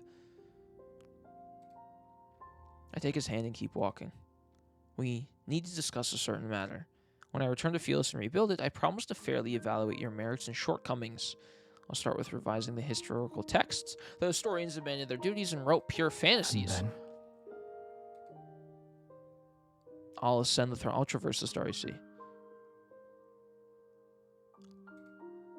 I'll be like these specks of light. I'll be like these specks of light. What? They emit a faint glow, yet they can drift to distant places. That sounds wonderful. If the worst happens, as in I can't find anyone who remembers me and I'm unable to stay in Felos, staying with you would be nice. I keep those words to myself as I look at him. It's all right. Ah! Just tell him! Come on! Man! The story cosmos has many places you could visit. I kill myself. Take, for example, a beautiful little planet. Did I hear about Ben Starr wearing a Silas Girl Dinner shirt? I did. He also said he'd want to voice a character, which is crazy because Ben Starr, worlds colliding. I've met that man. He's been in my stream. And he was in FF16. And now Final Fantasy. And now Love and Deep Space. Now he's also... That would be crazy if he got into it. He wouldn't, because, like, Infold probably wouldn't hire... I guess, seemingly they don't hire people who have, like, a presence or are public about it because they got hella NDAs, but if he did, that'd be a crazy crossover. He joked he'd do it for free. Oh, I'm sure he would. I'm sure he would. That'd be awesome. Ben Starr is very sweet. He's very nice. He's very nice. He is in Tactics. That's true. That's true. Yeah, I'm excited for Tactics as well. But take, for example, a beautiful little planet. Okay. I hear strange clicking beneath our feet. We look down at the same time. There's a deathly pale wrist encased in crystals. Pale wrist encased in crystals? Akin to veins, darker veins are wrapped around a ribcage. The delicate roots of eerie flowers penetrate hollow. What?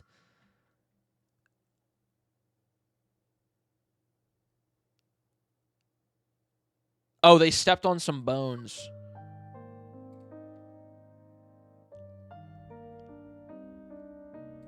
Look over there. I was confused for a second. Ben Starr sidetracked. In the distance, a twisted tree looms. It isn't a real tree, but one formed by countless crystallized skeletons. They're stacked and entangled with one another. Their twisted forms are familiar, for they step on those beneath them in a futile attempt to reach for something on high. Thin vines ensnare the crystallized remains. Together they form a thick trunk-like structure that's deeply embedded in the planet. That's... 1,000 horrified thoughts flood my mind. This is the Tree of Life. Oh, I forgot! It's a tree made from corpses. Literally the Tree of Life. I've never seen these people before, yet I recognize their clothing as garments that belong to Felos. Each and every one of these expressions are filled with despair and terror. They're like souls in the depths of hell who are seeking salvation. So, dude, yeah, the path to Felos, quote-unquote, we're going to go there. It's just going to be totally war-ridden, like in the trailer. That does not seem like a tree. That's or that were these Felosians trapped here? Why? Felos is an artificial planet. Okay. He suddenly speaks. Their pretense of eternity depends on an energy source called a protocore. All right, so yeah, we know this. Protocore. Familiarity washes over me again, and for some reason, a sadness surfaces. The planet found itself on the verge of collapse after its energy was depleted. Yeah. Okay, so what However, happened was what I thought. The most scholarly elder in the royal capital had a solution. The royal family discovered an uninhabited area. No, never mind. I'm thinking this field in Starfall Forest. It was located in the southern region of the planet. Deep within that forest is a cave. Oh no. This leads yeah. directly to the heart of the planet. Bro, okay, I need to fill it up. It was my last sip. So long as humans were thrown into that cave, the planet's energy would never be depleted. And then yeah. Like the we people know the story. who thought this system was justified, the planet possessed an insatiable greed. He looks at those crystals that can no longer be called human. They're the victims who were used as fuel. Did anyone escape and live to tell the tale? I look at Xavier, but I already know the answers in my heart. No. Yeah, Xavier might be have my favorite voice in the game. Like, I love Raph and Silas and all, but Xavier's is the most, like, I don't know. It's the most, like, not outlandish. Like, Silas and Raphael have a very distinct voice, which is great, but it feels very, like, video gamey, right? Like, you know, fictional. Obviously, they're all fictional, but, like, Xavier's feels the most, like, real. I don't know. Well, Zane's, everyone's technically does, but I think out of, like, my faves, like, Raph and Silas, like, I think Xavier's might be my favorite. Zane has a great voice as well. Caleb does, too. But, yeah, Xavier just, I don't know, feels the most real to me. Yeah. Maybe Zane number 2. For sure. Obviously, all the LIs are, like, exaggerated in ways, but no, Xavier's VA is pretty exceptional.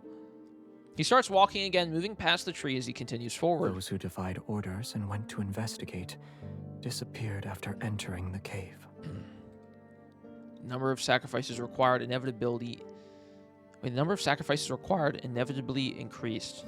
No one was willing to sacrifice themselves for the planet unless there was a good reason. Thus, the royal family came up with a plan to cover up their crimes.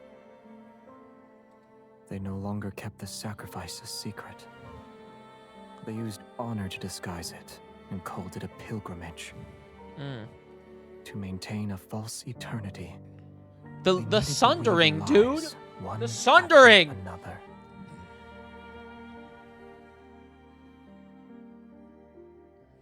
The reunion.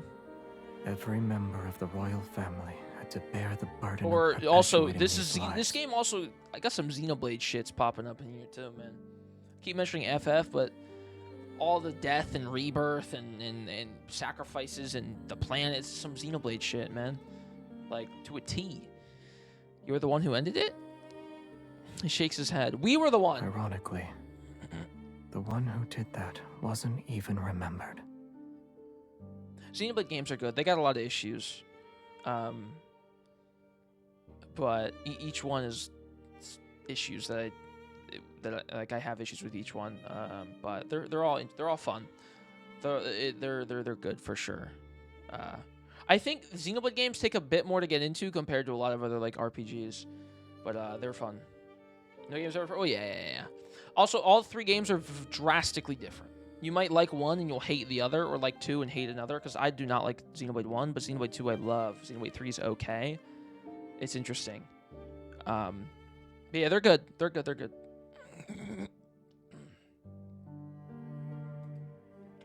Although our surroundings are quiet, I can almost hear everyone's desperate cries for help as they face death.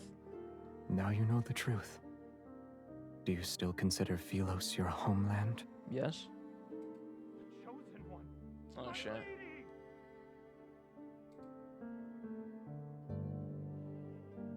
My footsteps falter. I look down and I'm greeted by eyes filled with an absolute terror. That outfit. He's a pilgrim from that day. The tiny crystals, seemingly alive, spread from the youth's palm. Pilgrimage? It's a lie. It will never lead us to Philos.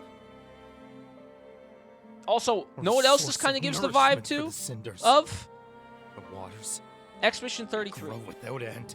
The fucking Gomage. Just a lot of games Only about then death. will it reveal the true path. You are the last one it needs, my lady. You can lead us back to Philos, yes? My lady? He kneels before us and presses his forehead to the ground. Why won't you save us?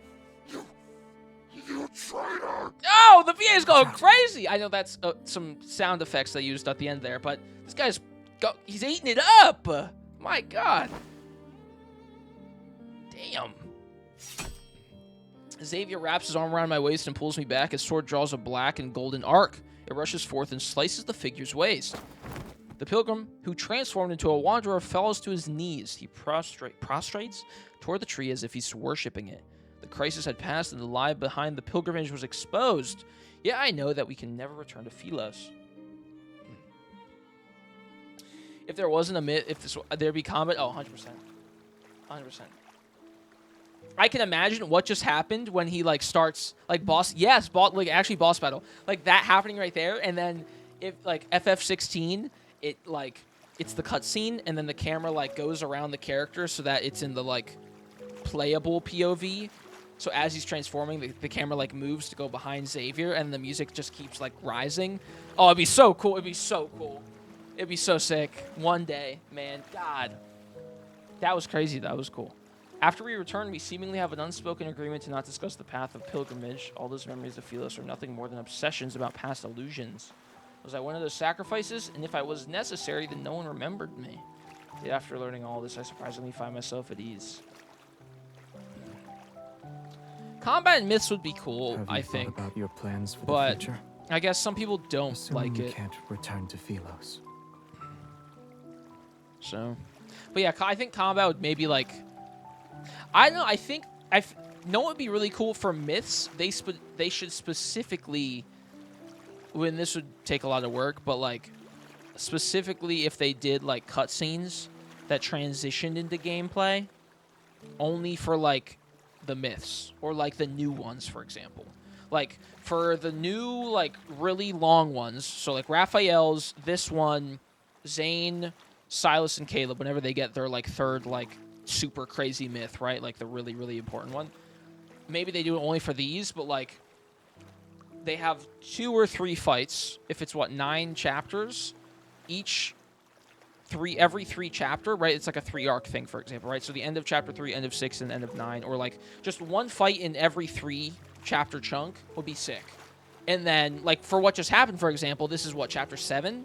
So this would be the chunk for 7, 8, 9, and it would have been a cutscene that maybe the cutscene happened like for a second and then the fight, but it would be like cutscene on the dude on his knees being like, you're a traitor, and then it shows it slightly transforming, and then the camera pans backwards to go behind Xavier and MC, and then it's battle. Like that, right? It'd be nothing too crazy, like not some like 20, 30 second, 1 minute, 2 minute pre-rendered cutscene like the Kindles are, but like just a little extra would be it'd be so sick. That'd be so fucking cool, bro.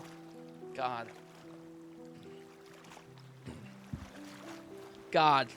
More animation. It'd be lovely, but it's just, it adds, like, even something like that would probably take so much extra time. It adds so much extra workload and development time for these, and they already pump out so much stuff, so it's just like, they're already probably crunching on this shit. So we just need to make a Final Fantasy 16 mod, and then go into the cutscene editor, or like make cutscenes or something in Blender. I'll do it. I'll change majors. I went to school for this. I did game design for 4 years, so I should technically be able to do it. But I think that's why it's not me going to school for game design. Definitely isn't like the reason I think of all these ideas. I think it's because I played so many games. It's like I can just picture it. But I'm not special at all. Anybody can fucking imagine what I'm imagining. But the Infold LA office, that'd be cool. But it needs to be ported to PC. I hope it would be ported to PC, yeah. Unfortunately, like, as a Lads creator, I wish I could, like, hit up some of the people and be like, yo, you guys got to put this on PC, but I don't think I have any right to do that. Like, I could technically message someone who works for them, like, quickly. But, one, I don't want to do that. Two, they probably, or, like, probably don't give a fuck. And three, not really, like, I don't know if that's professional. Be like, hey, do this. You guys should do this on your game. They probably don't have direct contact with the development team. So, but, oh well. Maybe one day. Maybe one day. Xavier's I know he is, Coco. Folks also complained about the game DL being so large. That's true, lady. If they added those cutscenes, it would be another 20 gigs. So, yeah. Was it hard to become a Lads creator? I got an email. They reached out to me. Actually, no, that's a lie. I applied for it, then they reached out to me afterwards. They might already know that. I'm sure they know. They see social media. Yeah. Yeah, for sure. But the thing is, like, a lot of Asian companies are just very, like, very strict, very by the book about a lot of stuff, even their social medias and how they take criticism. So I don't know if Infold's like that. I couldn't tell you. That's just, that's just how it is, like, business culture-wise. But who knows? I could be completely wrong. But beside the point. I'll stay here for now. Tomorrow's problem can wait until tomorrow. At least I'm free at the moment. The small boat sways gently on the river's surface. For some reason, tonight's moonlight seems especially bright. Here. Girl, they're watching. He grabs my wrist and places a small object in my hand. Is this a gift? Yes. It's the sword! No. Special protocol. Yeah. Trinket from Philos. Are you sure it's not a small stone or... No, it's not the sword. Never mind. You're trying to make me feel better. You can see it like that if you like. Alright, this shiny pebble is mine now. Okay, totally not the same thing at all. I'm an idiot. Although I want his flowers more, this is the first gift he's given me. I've decided to accept the rock after mulling over it.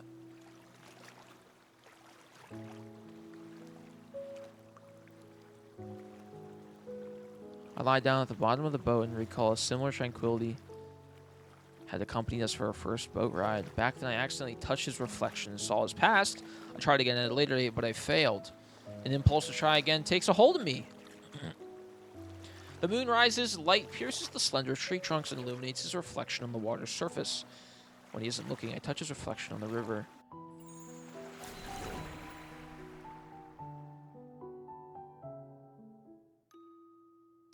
What up, Trudy? How you doing? Oh my god, here he is again, bro. Baby Xavier. This time I saw him standing with his back to me, surrounded by an endless sea of flowers. As darkness gradually covers the land and stars fill the sky, he places a cluster of light blue flowers before a tombstone. This is a beautiful place, and I've always wanted to bring you here. Is he at our grave? But I never had the chance.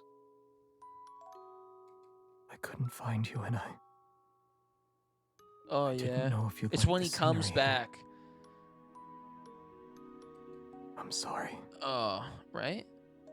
Damn. His voice softens as his fingers slowly trace over the engraved text on the tombstone. Yeah, that's fucked up, bro. I said bro again. God. Jordan, the first queen of Philos. Yeah. Slay. Her name shines quietly like the stars, everlasting it shall never fade. The name I've long forgotten comes floating back. The forgotten queen was me this entire time.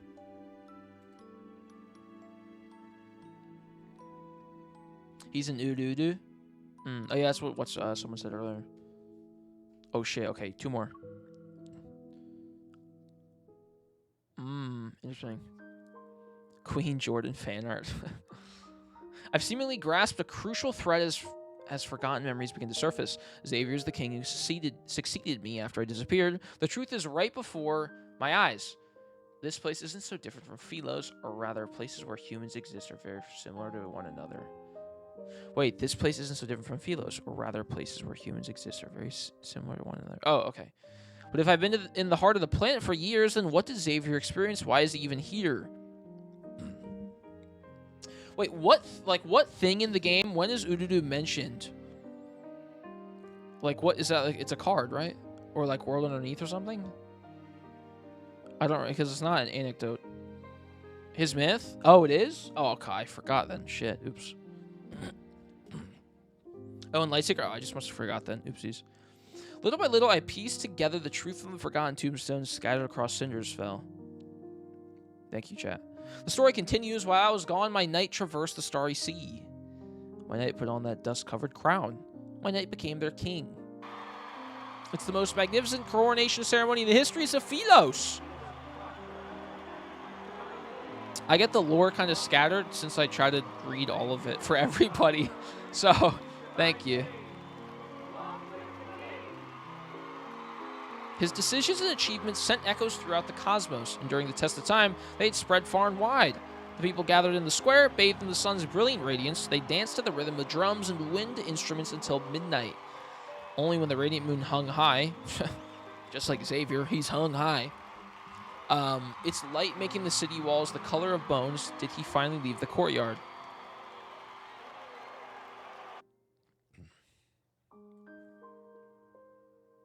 Okay. Still wearing the white coronation robes, the king removed his crown. Akin to a god's merciful gaze, moonlight poured through the dome and washed over him. Did he sleep well? What happened in his dream? I miss you so much. Oh. Then we cut to the Game of Thrones chair. After that, my knight picked up his sword. Monsters and rebels fell one after another to his blade. A new world order was established. Following centuries of war and chaos, Philos was ushered into a dreamy golden age. They adored and praised him. The ballads spoke of his wisdom and brilliance. All knights swore their loyalty to him. He was given the title Sentinel of the Stars. Raw? Fire? Yet in the end, they stormed his castle and held swords to his throat. Knowledge was lost when the world order crumbled, and war raged endlessly. He sat on his throne as a prisoner. Alone, he bore the weight of his crown. True. The weight of his crown and the weight of his big balls. This was the downfall of Philos and the story of his life. God! Xavier's life sucks, man. I guess everyone's life sucks in this game, but... Oh, my lord. Horseshoes shattered the monastery gates for the 14th time, yet the acolytes still panic. What have you done to the river? The bishop dismisses everyone and closes the door, his ashen face displaying anger. You've discovered all our secrets. Royal blood flows through our veins. You, of all people, should understand that the planet will perish once we lose the protocore. The people of Philos so this is... will be unable to achieve I guess we'll see what eternity. happens. Whether it's in the Philos of a bygone era or this city, the answer is still the same. The waters of the cinders and the planet's core can open the gateway to Philos, so long as they're nourished, of course. Whether it's these revenants or our queen, they're all. So we know this. Hasn't your tongue done enough lapping? You want to kill me? The guilty must atone for their sins. Tip of the sword is pressed against the bishop's throat. He steps back and looks up to meet a cold, stern gaze. Have we truly sinned? You dare to claim the kings So this is still the Philos flashback, were right? free of sin? Those moronic subjects were asleep. They were obedient. And they wouldn't scream a thing. But you woke them up and told them there were no deities to look up to and no roads forward. Don't you deserve death? Open your eyes. The chance to save Philos is within our grasp, and yet you want to destroy it again. The planet can die. Oh! Let it all return to naught. Damn. A world that can only survive through sacrifice should have never existed in the first place. Yes, sir. You can't bear to see her die again. That queen you failed to protect.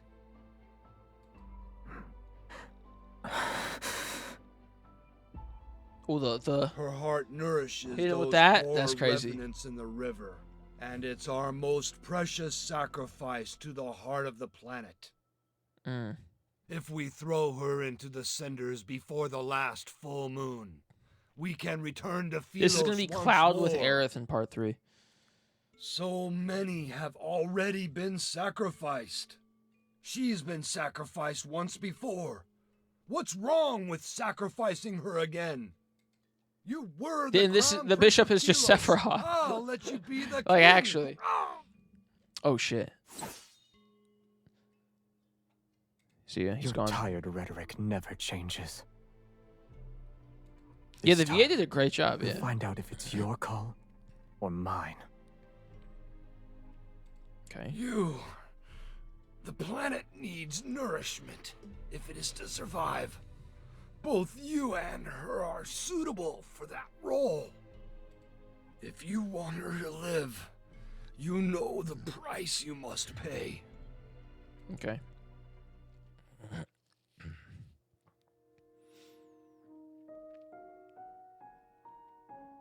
What's wrong with sacrificing people? Character guy.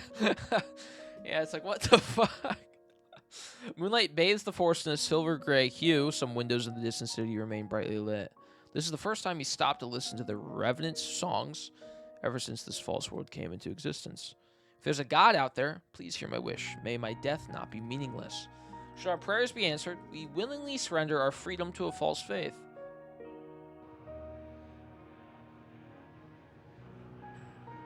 Oh, that's a good theory, Hush Puppy. Night falls and the Revenant's hymns tremble with rustling leaves. With the rustling leaves, moonlight appears dimmer compared to before. In the garden, that single wavy leaf sea lavender remains exposed under the moon. A lot of time has passed, yet the flower still hasn't bloomed. Yes. Is it because there's no light? He nods. It needs to be somewhere with light. Is your horse truly nameless? No name for the horse is crazy, man. Not even like an Epona. Like, bro, Link made a name. I said bro again. Fuck. He thinks for a few seconds, and his voice is certain this time. Shadowbind. That's fire. That's kind of sick. Shadowbind? That's cool. I only thought of it now. Okay. High Fantasy King. That's a crazy name to think of, but it's cool. Shadowbind. His Xbox 360 gamer tag. XX Shadowbind XX. He has that Xbox 360 gamer picture, the profile picture of the dude with the beanie on with the bubblegum.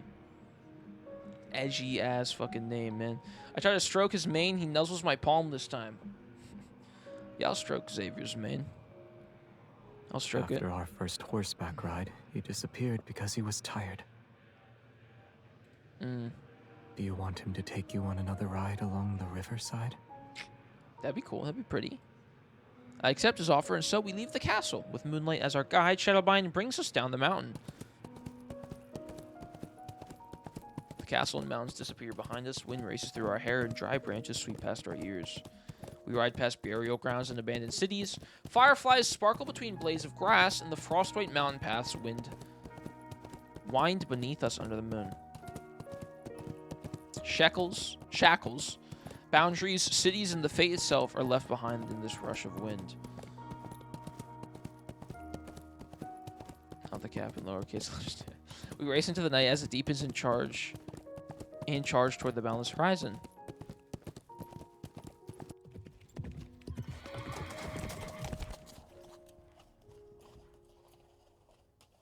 I wish there was more sound effects sometimes as well.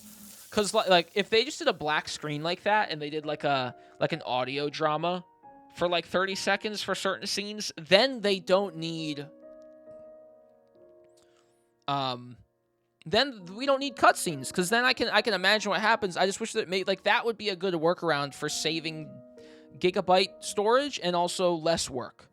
Just do, like, audio drama shit for, like, 30 seconds to a minute. Maybe a minute might be a long time, but, like just then for, like, 3 seconds with the horse, keep the screen black and do more. Like, do Xavier talking, maybe with some more sound effects, with some sword stuff, and then, like, that'd be cool. They kind of do it. But, I feel like, honestly, I'd prefer the screen to be black instead of seeing, like, Xavier just standing still in front of me. Because it lets me imagine things more. I know you can just, like, close your eyes, I guess. But, I don't know. It's hard to imagine stuff happening when I'm staring at the model like this. Even harder to probably imagine than just nothing, in my opinion. We pull Shadowbind's reins, but moving on. We pull Shadowbind's reins as the moon rises. We sit side by side in a field of flowers near the riverside. I tear blades of grass into pieces and drop them into the water one by one. Some sink and others are blown away by the wind. When he notices I have entangled the ends of his hair around the flower's stem, he doesn't get angry. He slowly untangles it instead. A moment later, he plucks a blade of grass and tickles my cheek with it, as if to punish me. Time passes. He takes my wrist and puts a small bracelet woven with lumen flora on it. It's tight. Are you afraid it'll get lost? Yes. It's tight. The hell? The mountain wind is cold. The streams, water, and moonlight spread out to create a silvery gray glow that rests on his shoulders. I agree. That's why I like the actual audios. I get to use my imagination. Yeah, like I said, imagination is even better than, you know, like this sometimes too. So, and for some people it isn't, right? Some people can't do that. Like technically, they can't imagine shit. But yeah, it'd be cool. It'd be cool. My eyes are half closed when I rest my head on his lap. It's so comfortable that I almost fall asleep. Who are you planning to give that flower to? You. There we go. I froze for a second. I hadn't told him my memories were coming back, but a thought started to form. Maybe Xavier had known who I was all along. But I didn't know why he kept it from me, or what he'd really been through after I left. The past was like those rusted swords hidden in the flowers, left behind and forgotten. I remember the sword he once wielded was reminiscent of moonlight. It's just like him. Do you know how to use a certain kind of sword, Xavier? Why do you ask? I grabbed 2 rusty swords from the grass and tossed one to him. Are we going to have a little, like, sparring action? Something, maybe? Yeah! It's nothing. I realize we haven't even sparred once. Using identical swords make our duel fair. All right. Cool. First move, second move. Your strikes are too slow. Yeah, I still managed to block your attack. 10th move, 12th move, 20th move. These techniques are all too familiar. Oh, yeah, because we sparred with him once in... Yes! I just remembered, yeah. As the second before you said it. He extends his fingers, slides his hand down along my blade, and strikes my wrist. A tingling numbness shoots through my wrist, and I almost drop my sword. You! Stay focused when you spar. 21st, 25th. Who taught you that?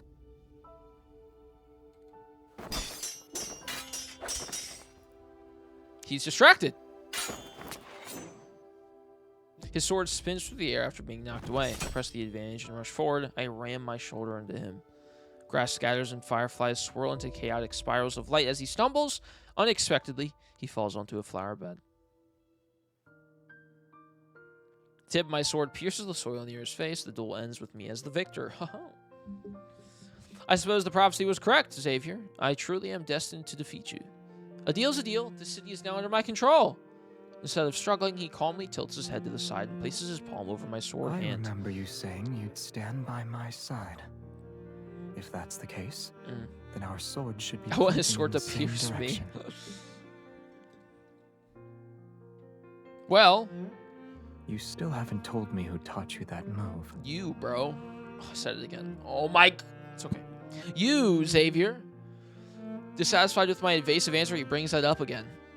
I don't know. If you've never seen it before, then I can only guess it's unrelated to you. Okay, we're doing the same thing that he does to us. Don't do that, MC. we're literally, this is what he does.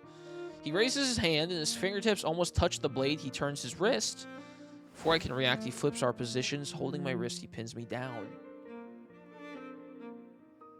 Xavier, our duel already ended. You didn't say we should stop, so it wasn't over yet.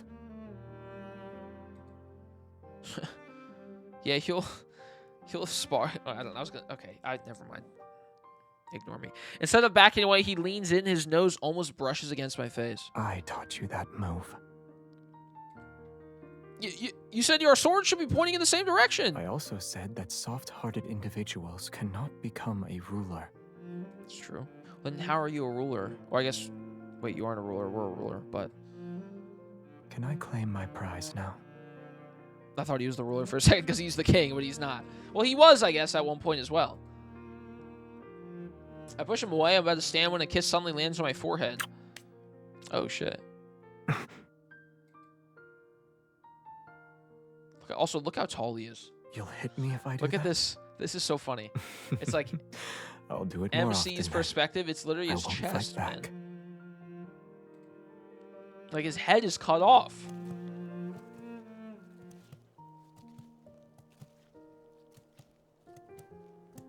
On the way back, he carried me on his back in silence.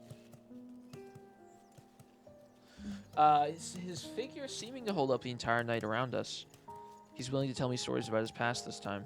He's 6'1". Yeah. MC's like, what, 5'5" or something? So how wonderful was this forgotten queen? Very. Maybe you're the only one who thinks so. Many of Philos's myths 5'4"? and stories exist because of her.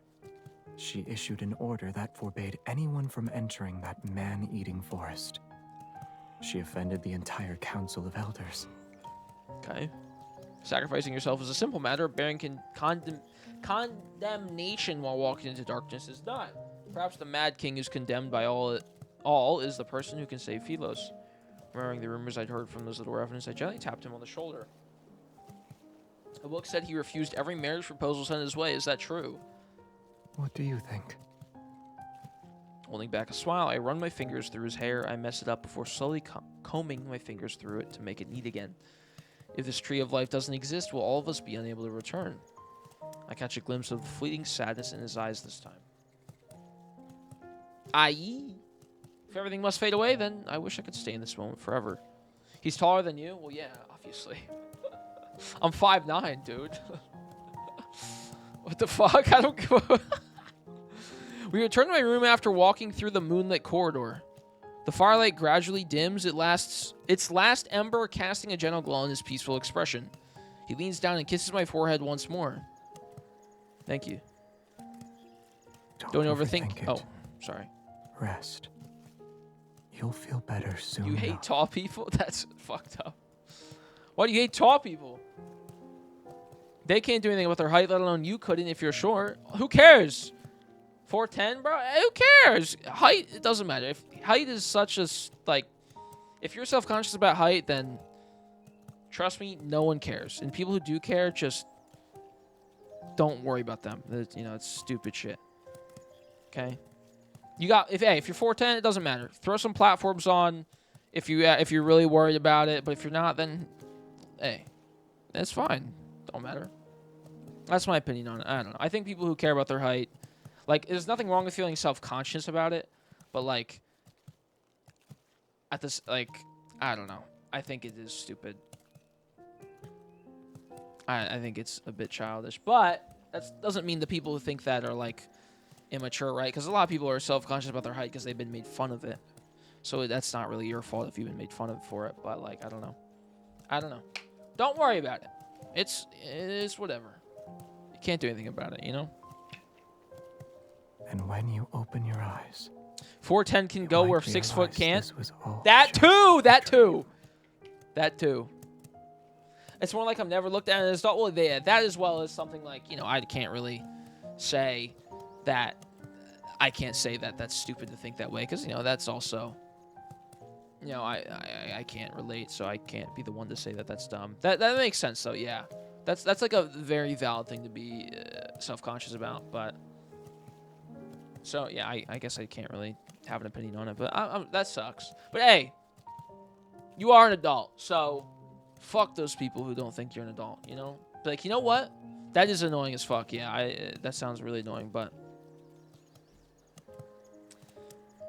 then you smack them or something. Smack the fuck out of them, I don't know. Don't do that. I don't condone any violence. And when you open your eyes, you might realize this was... Okay, he said that. My eyelids feel as heavy as lead. I'm sleepy. Yeah, why isn't Xavier going to bed? Has he never felt exhaustion before? Good night. I'll see you tomorrow. Yes. We'll see each other tomorrow.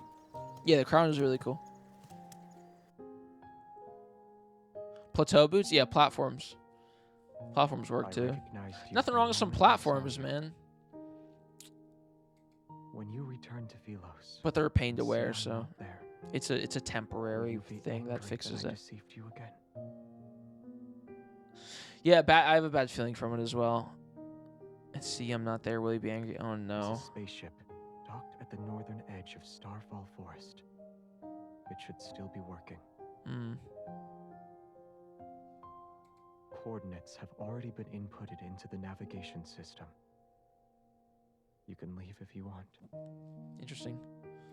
It'll take you to that beautiful little planet.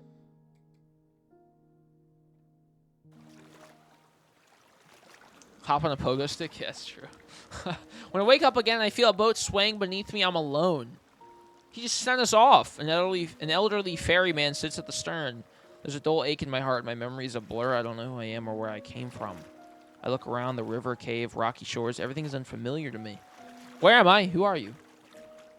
Dude, I'm ready to see what happens. I'm not going to lie. I'm ready.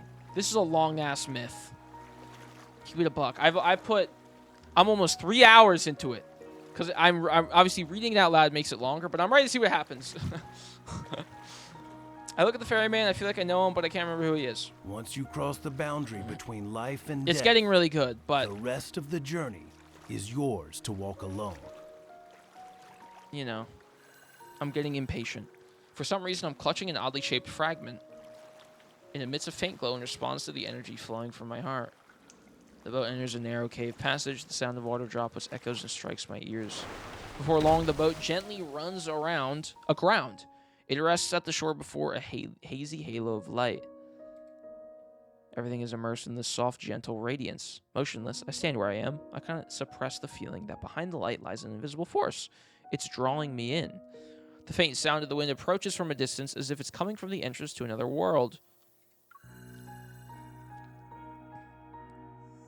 When my palm touches that light, a blinding radiance surges like the tide to engulf me.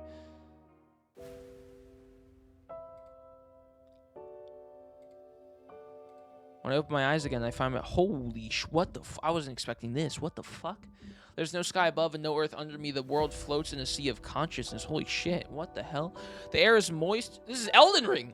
And seemingly flowing with life, I can almost... Oh, this is the actual tree of life. I can almost believe I'm positioned at the end of a circulatory system that's making its way back around. What is that? Countless fine vines of light extend from a main trunk, their rhythmic flow resembling the breathing of a large organism. It's a beautiful, enormous tree. Go a little further ahead, and you can return. The tree is where talking? everything began. It's a woman? What? This is crazy. Who are you? Our fates are similar, and yet they are different. Hey, wow, yo. I sensed your presence when you entered the heart of the planet. It's a mother. It's Mother Nature. She's mothering. The Mother Crystal. The heart of the planet. I feel like I know that place very well. You must be feeling oh, yeah, we do, very actually. confused right now. God is a woman. Shout out Ariana. Sorry. Wherever God is a woman. I don't know how the song goes. I don't know. And together they'll coexist. Likewise, Cindersfell is the shadow of Philos. Ah, okay. Also, this is like Shadowbringers, by the way. It is also a failed possibility that continues to expand.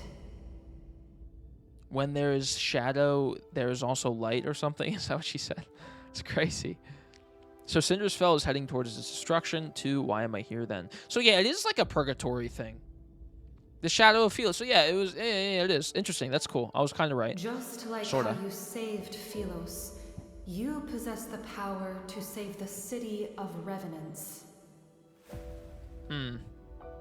Okay, well, I don't want to. Old memories wash over me. I sat on the throne and waited for a long, long time, but my knight never returned. They told me the only way to save this planet is for me to walk into the heart of the planet. Dude, he always returns when I'm dead.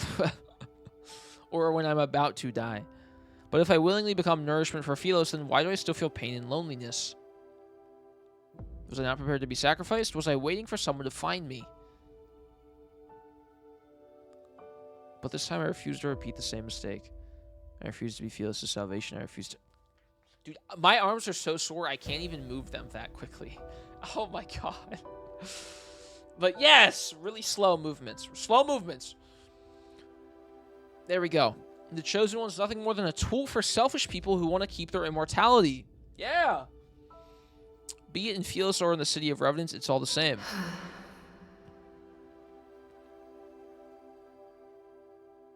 You like the singing voice? You're welcome. Felos' destruction cannot be prevented. Okay. There was once a king. When he was still a knight, he reached the same conclusion. All right. To truly save those trapped in eternity, one must return to the correct divergence point and create new possibilities. The current Cindersfell is but a false branch. It's a tributary. It's like a shitty timeline.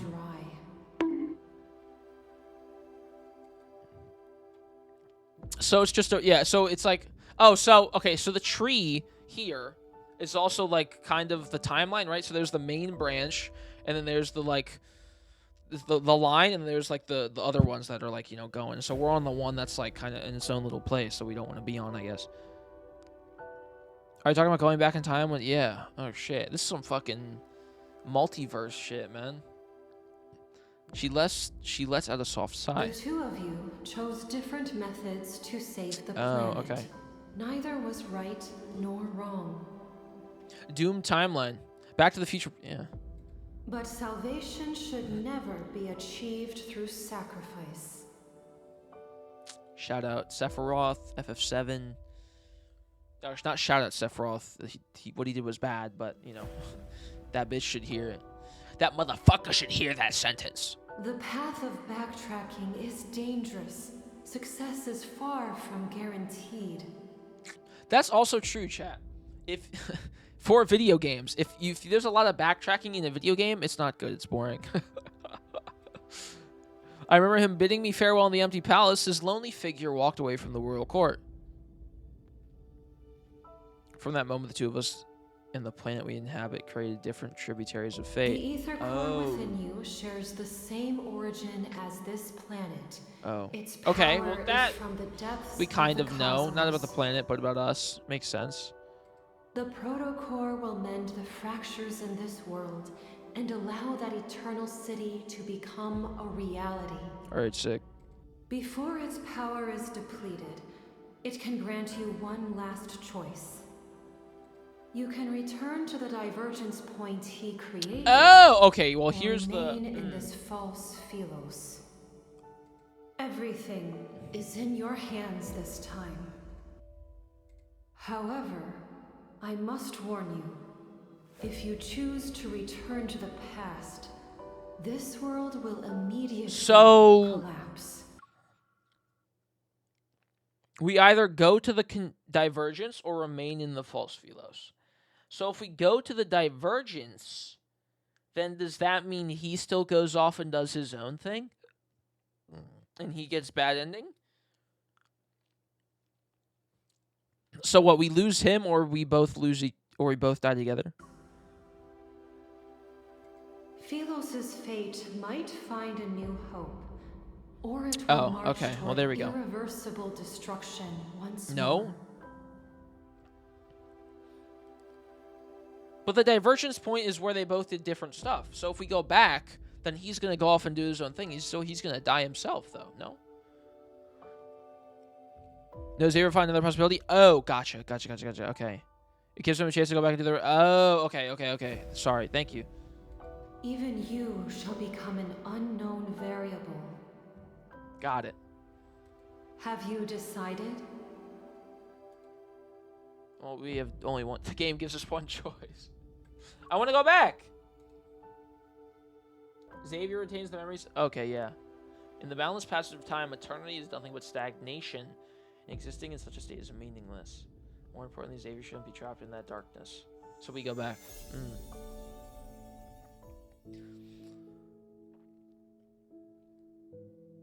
The light fades, and I feel my body becoming a solid again as I return to the entrance of the cave. That was cool. I come to my senses and look at my hands. That was really different from previous stuff in this game. They're gradually becoming transparent. Does that mean the world is collapsing? The ferryman waits silently at the cave entrance. Only when he sees me emerge does he smile. Go. You've made your decision. and I'm certain it's the best one. My dear child, Ah! I've always been proud of you, and you've been through Oh. so much. Sorry, I screamed. As your teacher, I owe you an apology. It's the grandest night. I stare at the old man's familiar face, yet I can't remember who he is. Oh, okay. Well, that's why he's all up. That's why he was fucking kind of like a dick to Xavier. He's fucking with him. He says nothing else. He hugs me before giving me his oar. Wait! He doesn't stop, nor does he look back as he walks into the river. He just. The waters lap the shore and wash away his last footprints. Okay, that's cool.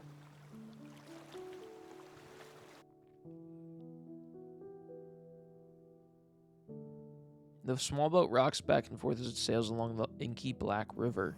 Acting as my god, the glowing orb of light that was hanging from the bow vanishes once the boat docks. Shadowbringers anxiously paces back and forth along the riverside. He calls out to me when he spots me. Are you going to take me to him? Yes, take me to him. Shadowbringers stomps his hooves before galloping off with me on his back. We're heading to Cindersfell. In these final moments, I must be by his side. No matter what happens, we'll stand together. Okay, is chapter 8 done? Yeah, there we go. All right. We're here, finally. Chapter 9.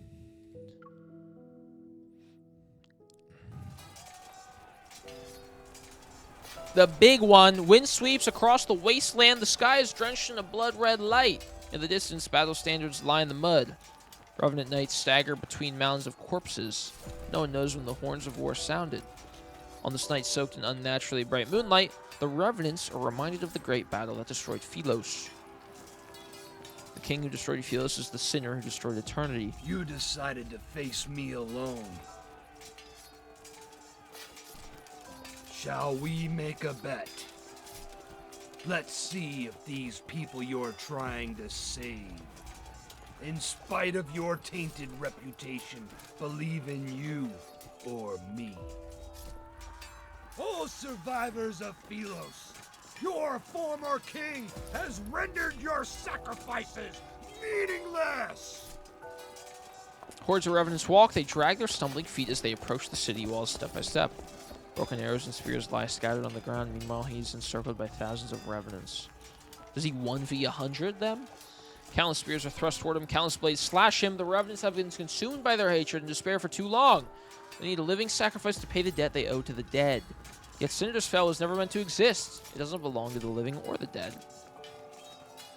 He's the king of dumbass. Wait, what are you talking about? The Xavier Schmear campaign always works. He's getting defamed, dude. This is literally... Xavier is getting the Pedro Pascal treatment right now, man. This is crazy. The light blade that once protected the kingdom has transformed into the dark blade that slays the dead. Before its collapse, he entrusted the protocol to me along with Philos' last chance of survival. From that moment, I was the only person who could access the divergence point and return to Philos. Yet he would remain trapped within this madness and eternity's embrace until the apocalypse arrives. The massive sword roars as it slashes and cuts. It impales one Revenant soldier after another as they lunge toward him. However, the Revenants slowly realize the blade that once struck fear into them can no longer reduce them to ashes. What, Pedro Pascal treatment?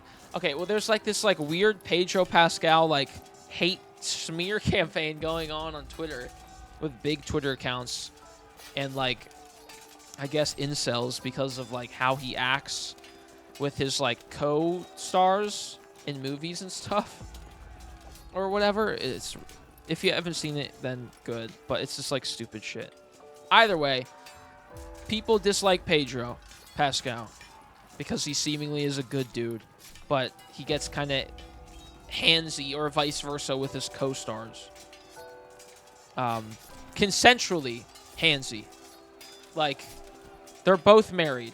But, and I guess it's weird to a degree, but like, if both are chill with it, then they're chill with it. But it's just, it's stupid to get into. But either way, a majority of the people are probably just upset because he's a prominent celebrity who takes a stand against things that people don't like to take a stand against, i.e. trans people, because Pedro Pascal is openly against, you know, anti-trans and any LGBTQ plus like hate, obviously, which is great. And same thing with like Palestine and whatnot. He's very open about that as well. So both of those together, people, if you stand up for one of those two things, people get upset, or the people getting upset obviously don't matter. But like you add both of those together, those are like two major things right now that certain people on certain sides do not like because they suck, right? So he's very open about both, and he's a popular actor, so that leads to like everyone loves him. And then recently people don't like him for, I don't know, it's stupid. Either way, it doesn't matter. Silence lasts for a moment, then they erupt into a frenzy. That sword is no longer the arbiter of death. They cannot be destroyed. There's no need to be afraid. They celebrate, they howl, they surge like a wave toward the lone figure who still stands with a sword. Oh my god. Excuse me. Xavier. He turns his head, his gaze passing the flames and smoke of battle. When he make eye contact, surprise appears on his face. Good god, I'm sorry. That was gross. How did you... I'm back! Why did you think I'd go somewhere without you? I spur Shadowbind through the Revenant horde. Without any hesitation, I charge toward him. As our paths intersect, I lean down and grasp his wrist. I pull him up behind me in one swift motion. I'm the one holding his hand this time. Oh! As our powers... Look at the music! Oh my god! Our powers resonate. Light swiftly coalesces and forms into a blade. Streams of light wind along the back of the blade. Power surges and boils between our palms. Before the Revenants can lunge toward us, I grab his hand. Together, we raise the sword once more. Oh, this is like the dagger moment from Wrathmyth. The two swords of the stars were always meant to point in the same direction. Oh, shit. Bump it up! Bump that music up! Come on! Now you two remember, you can die together. Oh, shit. Delos doesn't need traitors. May you have an audience. Boss fight, once again. Would be sick to have one right here. The greatsword delivers a mighty slash. The wind howls and the very fabric of reality shifts. Amidst violent tremors, a rift splits open in the sky. Countless golden rays rain down to slice the dark clouds like sharpened blades. Phelos' apocalypse shall descend at long last. The light. Oh shit. It's the light. Final Fantasy It's 17. the sun. We've returned to Phelos. Our salvation. This is the Shadowbringers fight in the opening cutscene. The sunlight is akin to a torrential downpour after a long drought. Delirious with joy, the Revenants raise their heads and race toward a small hill formed by piles of armor. They're desperate to be the first one to touch the light. Yeah, it's so dazzling and brilliant, but it's impossible to look at. The Revenants are forced to close their eyes. The black armor covering their bodies start to crack. It happens once, but then there's another crack, and a third crack appears. Crystals rapidly spread across the sky. No, across the skin that's touched by light. They reach their shoulders, chests, and arms. It burns. Monster. I've become a monster. Xavier full power? Yeah, it's pretty crazy. No. This is a wanderer. It reminds me... I'm trying to think of the game. It's not Expedition 33. What is it? It's not Final Fantasy either. Is it Xenoblade? It might be Xenoblade. It's where it's like the main character, and it's a guy and a girl, man, woman, doesn't matter. But the male and female leads, or one of the male leads, one of the female leads, they both are like next to each other, like back to back or something, and they like reach their hand up to hold like a massive blade to cut like a big enemy. And I'm pretty sure that's from Xenoblade, but that's exactly what I just imagined in this scene, and it basically sounded like it was the same thing. And it also cuts a hole in the sky, I think, at the same time, or something. Is this the price they have to pay? Their fate that's forged from lies, a pilgrimage built upon flesh and blood, all of it leads to an even more absurd death. The overwhelming flood of light knocks them down and breaks them. In the distance atop a pile of armor, a lone figure remains. He sways as if he's about to fall, and yet he struggles to stay upright. The eternity of Phelos. It cannot. Lads is a gaming melt answer. That body, which channeled the power of countless revenants, is like an arrow at the end of its flight. However, it stubbornly maintains a massive spectral form. In his despair, he turns only to see a light blade tear through the heavens. It rushes toward him with an overwhelming force. Or maybe it's FF14. I don't know. But it's something. One of those two. Light blades devour heaven and earth. Time seems to freeze in this moment. Then there's silence. Shadowbind, who's beneath me, vanishes. As I'm about to fall into the sharp spears below, a hand grabs me.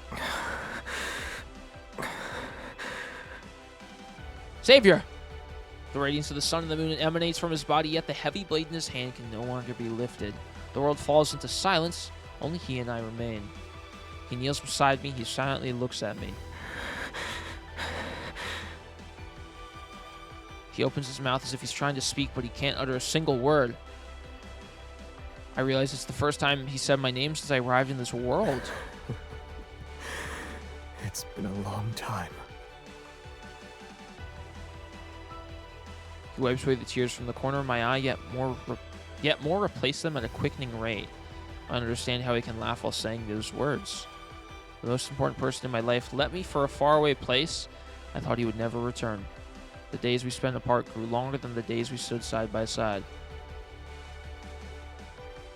Was this your choice? I shake my head, then I nod. He doesn't actually know my decision. Good. The choice you made must be the best one. Lumen flora petals mingle with ashes and float into the sky, dyed by twilight. Our story is coming to an end. Cutscene. Ah!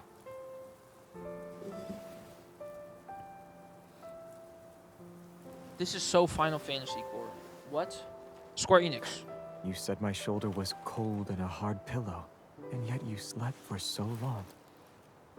Do you like... There it is. This one? I do like it, but... You have a unique way of showing affection. Dude, Xavier's so, like, war general. It's crazy. It's so sick. There's a QTE? Okay. Oh, oh! Put that lily down, brother. And go on guard! Ah! Neon light when you hold it. It's perfect for your skill level. Got it. It managed to strike the crown, has good durability, and is good as a sword. Sword is well made, but the storm has passed, and the world filled with sunlight and flower fields.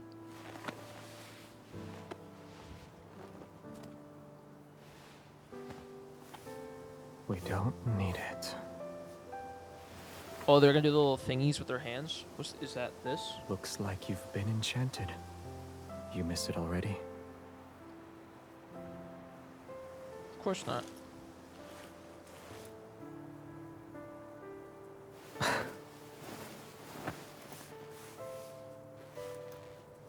My hand would look weird if it's not holding a sword. But now, you gave me the best answer.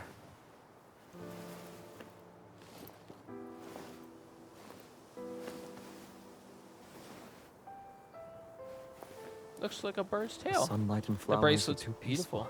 We could use a lively friend. We only have one bird. I can't read that fast. Make another one.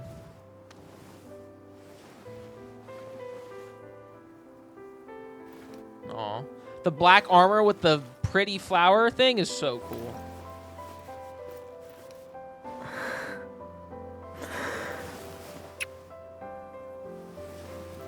Once they're used to caring for each other, they'll never It takes be so alone. much out of me, like, not keep saying, like, FF coded, FF7, FF... Oh!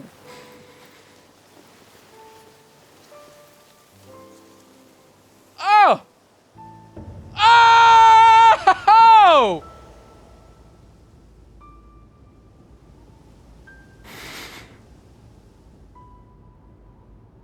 Was it our imagination? Like, flashing before our eyes? The sun is coming out. We won't be cold for much longer.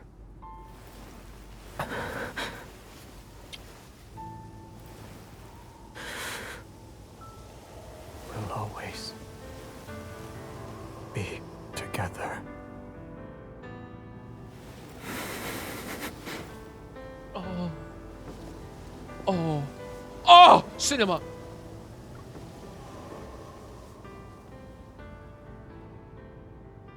Dude, put that shit in the Louvre.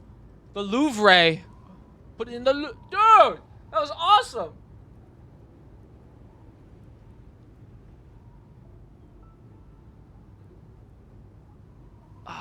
Zay. Zay Why do the Zay. knights always say, "May Philos prosper under eternity's divine gaze"?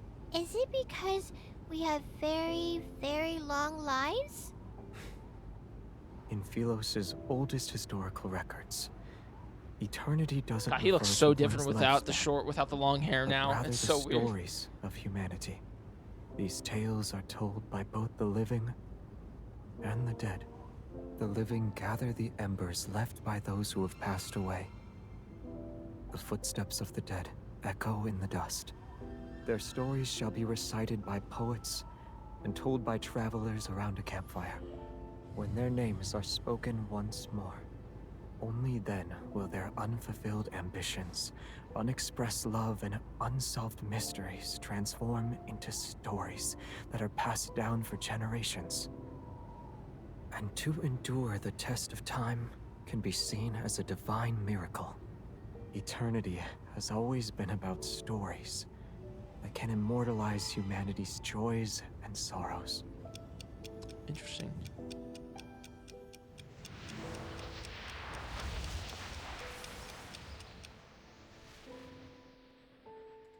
My consciousness is plunged once more. Hold up. Eternity. As soon as I let go of his hand, the world is released from some kind of constraint. Everything begins to move backwards. My consciousness is plunged once more into a familiar darkness. Oh, are we in the middle of the planet? Like inside the planet now? Again? But a beam of warm light gently lifts my body. In the rapidly flowing river of time, I witness many miracles I've never seen before. A tree learns to stand again from the scorched earth. A bird breaks free from the mud and takes flight. All the wilted flowers with faded colors return to the hands of knights rushing to meet their beloved. Tiny life regrows in the magnificent tapestry of fate. Time radiates outward with countless pathways leading back to the past, until everything slows down once more. At the very last moment, I hear a gentle voice speak. Thank you for choosing him. Damn, shit's ethereal.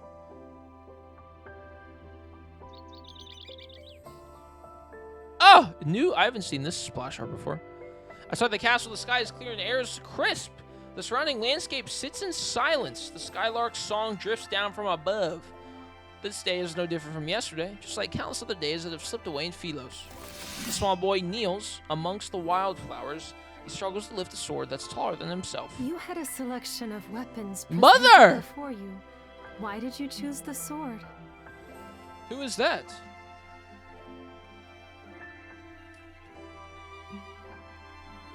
It suits me. Oh god, ew. What the... Philos' royal family has always upheld the tradition of honing martial prowess. Throughout all his training, he showed a strong aptitude for swordsmanship, as if he was born with those nimble, graceful techniques already ingrained in his heart. Xavier's mom is the tree.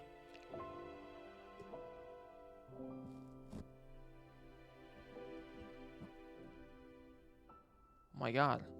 In less than a month, he surpassed the older students who were training for a year. They say that once a knight takes the sword, they must shoulder the responsibility of protecting Philos. So the tree would, as in MC, would be talking to us. Essence? Well, it's probably Essence, but the voice that we heard from the tree, would that not be the mother? Like, the voice in the tree itself could be different. You know? She slightly bends down and looks into the child's somewhat bewildered eyes. She smiles while stroking his wind-tousled hair. Is that the kind of person you want to be?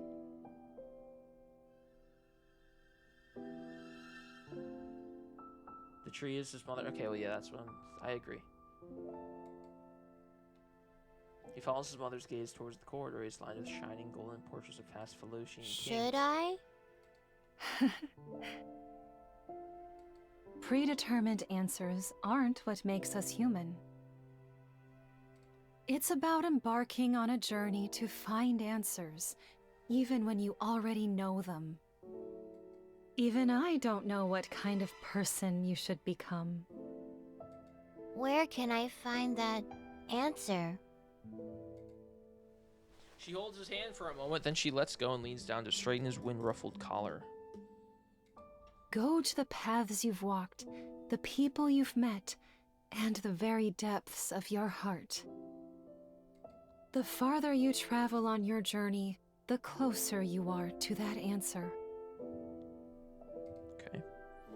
The young boy nods. He sort of understands. When that time comes, will I know why I'm supposed to wield a sword? Yes. Well, I assumed the mother would be the tree, because she's like, thanks for choosing him. And now the game's like, hey, his mom told him this quote about his, like, purpose. And thanks for choosing him.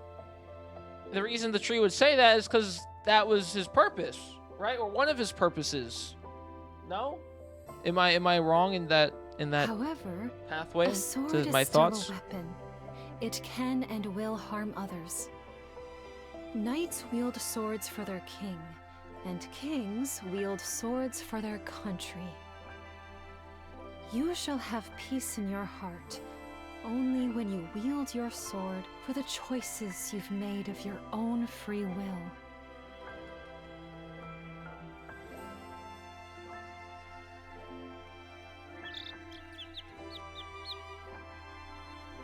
Outskirts summer? A field trip to a nearby There he star is, system? teacher. Who came up with that excuse? He did. I did. Grooming MC to give her... What? What the fuck? What? Who? All of us When? did. I don't sense a hint of remorse from any of you. Face the wall and reflect on your actions. Xavier, come here. Yes, sir. Was Traceback 1 your idea? Yes. The backtrackers and the secret base under the library were also your doing. Yes. I must have committed terrible sins in my past life. How else could I have ended up teaching self-righteous fools like you?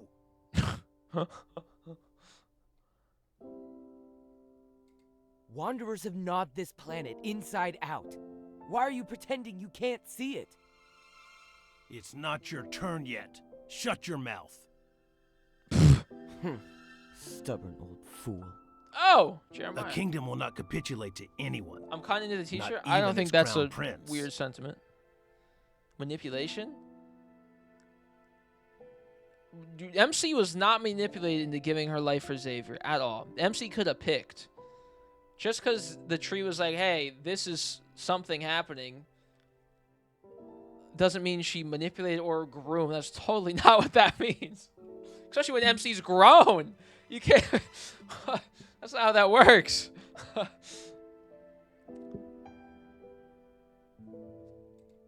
You will be abandoned by the royal family the moment you turn your back on them. Have you truly thought this through? I know what I need to do.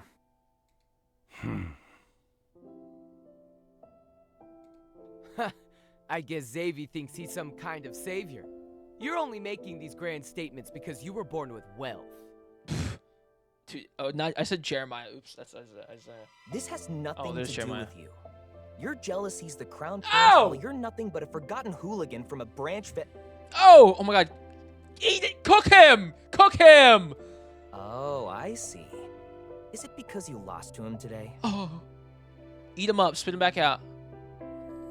Matters involving the royal family do not concern you, peasant.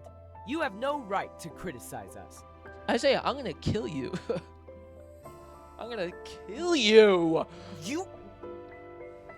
All of you are so... Who is that? Can you put the Is that Guy arguments aside Gardner? for once? Or am I the only one who actually wants to embark on this voyage? Is this... I've never seen this guy in my life. Or maybe I'm dumb and misremembering. Soren? What is he from? I haven't met him yet. I was like, I don't. Nearby, their friends look down with a smile and records the umpteenth quarrel among the backtrackers in a nice handbook. Oh, he's in prologue to tomorrow. Oopsies! Even when they first settled on this name, they were almost ready to brawl because they thought it wasn't catchy enough. Xavier looks into the distance. His thoughts drift into the spaces between the leaves where a small bird is singing high above the branches. He feels, as if the river of time that endlessly flows has come to a standstill. The chirping birds, the drifting clouds, and the wind gently rustling the treetops seemingly freeze. He turns around and gazes at the green fields at the foot of distant mountains. For some unknown reason, he thinks he hears someone calling his name. Yeah, under the dappled light shifting through the leaves, there's only one fruit that has fallen. He appears in my story. That brat hits too hard. Oh, I almost forgot. I won't tell her about the backtracking. Don't worry. Backtracking! My God! What happens between us doesn't involve you. Oh! I ship me and Jeremiah. You... This is what I get for trying to be nice.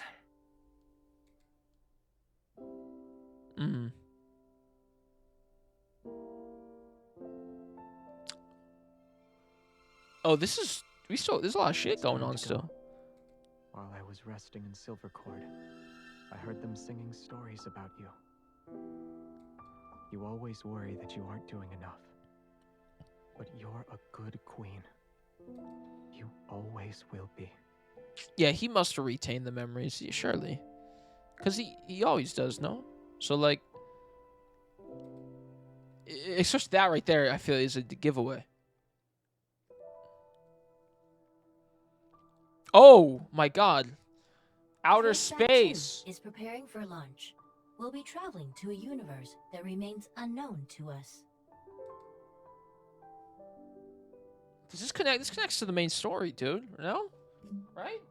Stars sweep past the window one by one. During a long voyage, most interstellar travelers choose to enter sleep in pods. Only one does not. Although there are countless moments of lightning streaking across stardust, he sits alone in the cockpit. His thoughts are indiscernible. When passing a beautiful alpha star cluster, he doesn't look back. When passing a star that's about to be born, he doesn't look back. When passing the floating, faintly glowing dust in the cosmos, he still doesn't look back. The spacecraft finally passes through the long, seemingly endless deep space tunnel that's akin to a river that flows forever. It carries him to an unknown destination. But in the universe where time still has an end, he must have gone to where I am. And then it's done. Huh. Interesting.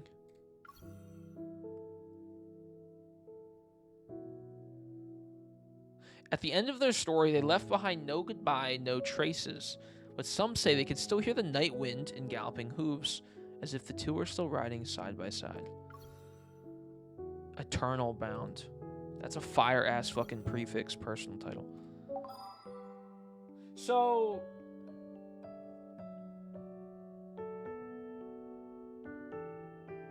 Can I listen to the free 4-star from the Canadian rehearsal? Maybe. Hold up. So Xavier and the Mystery has gone through everything once, returned to the fields after leaving, experienced everything horrible to the including his myth, and then we sent back to the fields. He has all his memories, but hasn't returned to Philos. After MC goes back to the divergence, Xavier goes on a trace back to our current timeline. Thank you for that. Okay, that makes sense. About, yeah, when MC goes back. Do you think Xavier has routine shown something that he has in the recent wedding been MC mentioned something that has been manifested doesn't say plus?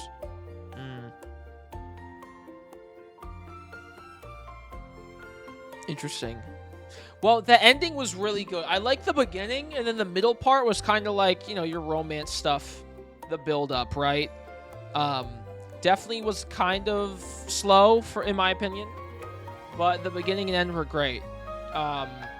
I like the last 2 chapters, or no, last 3 chapters, and first 3 chapters were my favorite. The middle 3, I kind of was like, okay, can I get to the lore, more of the lore? But It was still good nonetheless. I enjoyed it. The aesthetic was sick. Cards are fire. Kindles are fire. The cut, bro. I gotta turn this off for a second. The cut from them being on the like hill with all the cutesiness, and then it instantly cuts to the like destroyed, distraught, like sun, kind of away. That was so sick.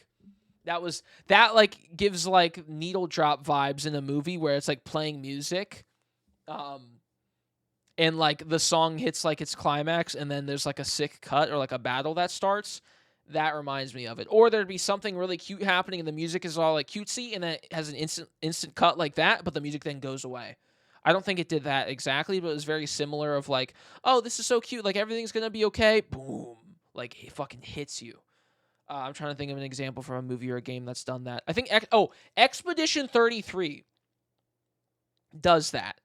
There's a scene in the game. I'm not going to say anything about that game for spoilers, but there's a scene in E33 that, like, shit's kind of, like, going well, and then it's a cut or, like, something, and it's like, goes to shit. Or it goes to the future, or it's like a memory or something. I forget the exact scenario. I guess it's a good thing, so I don't spoil it. But something similar to that, it's so cool. It's so good, bro. It's so good. But that was great. I really enjoyed it. Yeah, it was good stuff. Like I said, the beginning was cool. The ending was phenomenal. But the middle part, I was kind of like, I'm okay. Move on. But yeah, man. How did I like that compared to Raph's? I liked Raphael's more.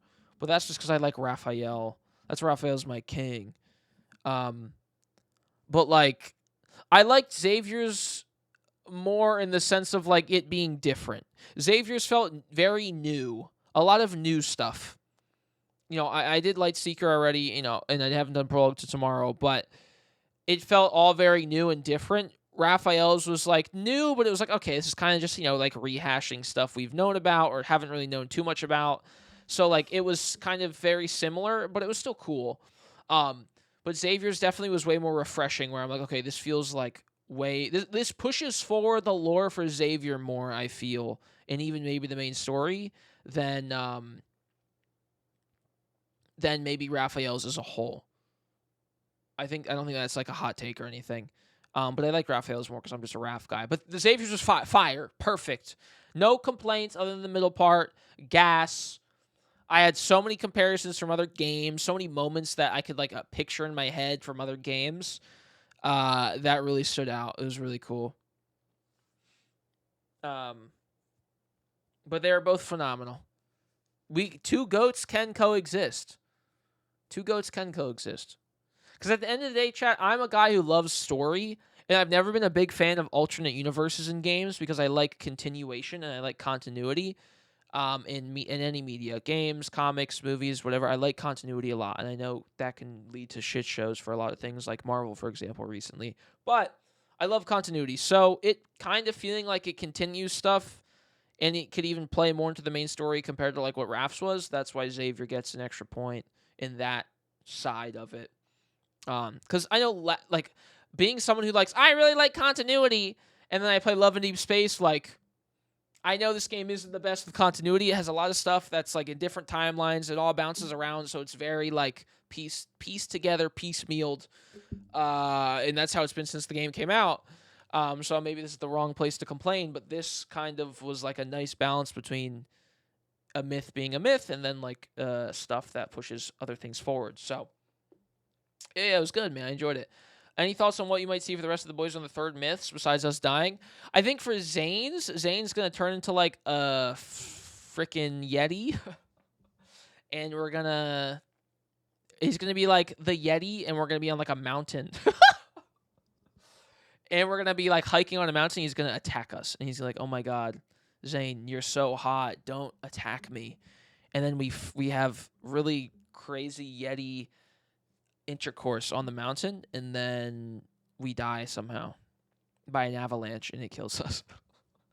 Yeah, I'm kidding, but I don't know. I know nothing about Zane. I know the least about him lore wise, so I can't make any predictions about his card. Silas, I imagine he'll turn into like a really big dragon and we'll ride on top of him. Pause in both ways. and will like fly in the sky, and it'll be very cutesy, and then he'll die because he's really old. And he'll like his bones will disintegrate, or he'll disintegrate into like his bones, like from the one banner, Spring and Flowers, was it, right? And that's him. That's what I think is going to happen. But I also haven't done Silas's myth, his original dragon myth, so I once again can't really make predictions because I haven't even done that one. So once again, I'm kind of uninformed on Silas. And then Caleb will probably just turn into like a really, he'll be like a cyborg, and he'll have a robot penis. Sorry, I'm being immature. But that was good. Goodbye, YouTube. Thanks for watching. If you like this Xavier myth, look up the Final Fantasy XIV Shadowbringers trailer. You'll get very similar vibes. Actually, let me pull it up real quick, chat. Look. FF14 Shadowbringers trailer. Give me a second. We're not ending. We're not ending it.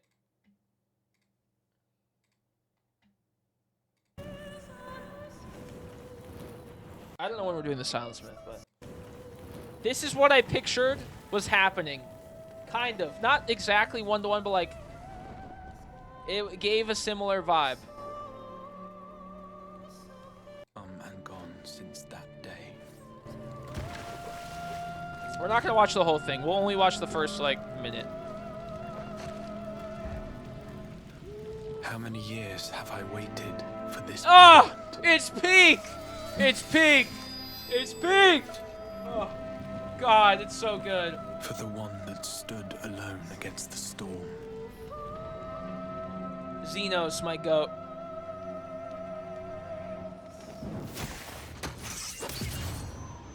This, right there. And then also the ending of the trailer. Hold up. Cinema. Cinema! Oh! The warrior of light. Where is it? Why is it? Oh. Also, this fight right here, yeah, we're gonna keep watching. Because it's so good. I haven't watched this trailer in so long. I have to rewatch it, sorry.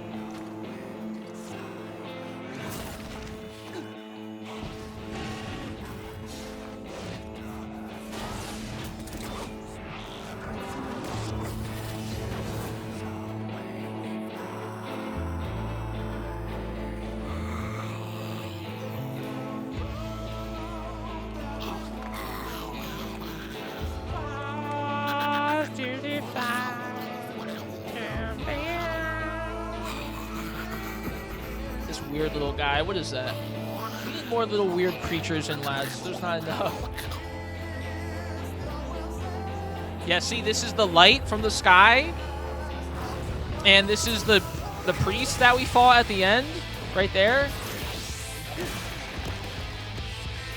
Okay, I might be reaching, but...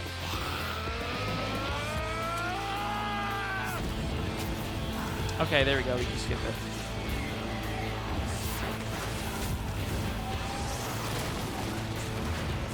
Tragedy.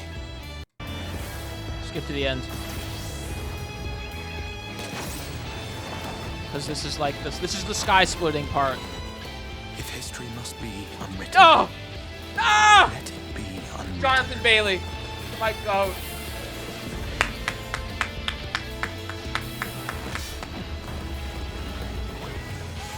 Become what you must.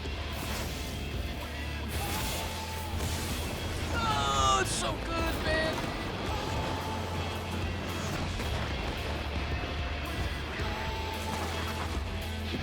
That was Jonathan Bailey. Yeah.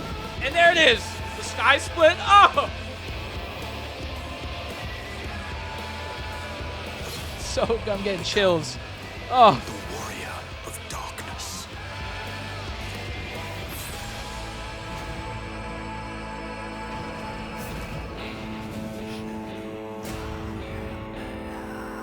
So good, man. Shadow bind, like the horse. Not really. It's close though. Oh my God, fire! Sorry, I was having lots of scenery in my head when this came up, but yeah, this is Jonathan Bailey. Beautiful trailer, by the way. Maybe one of the best video game trailers of all time, not gonna lie. It was so iconic. But right there. That's JB! That's JB! Listen, hold up. Calamity. Greater even than the seventh umbral calamity must be undone. Okay, sorry. I gotta end the YouTube video.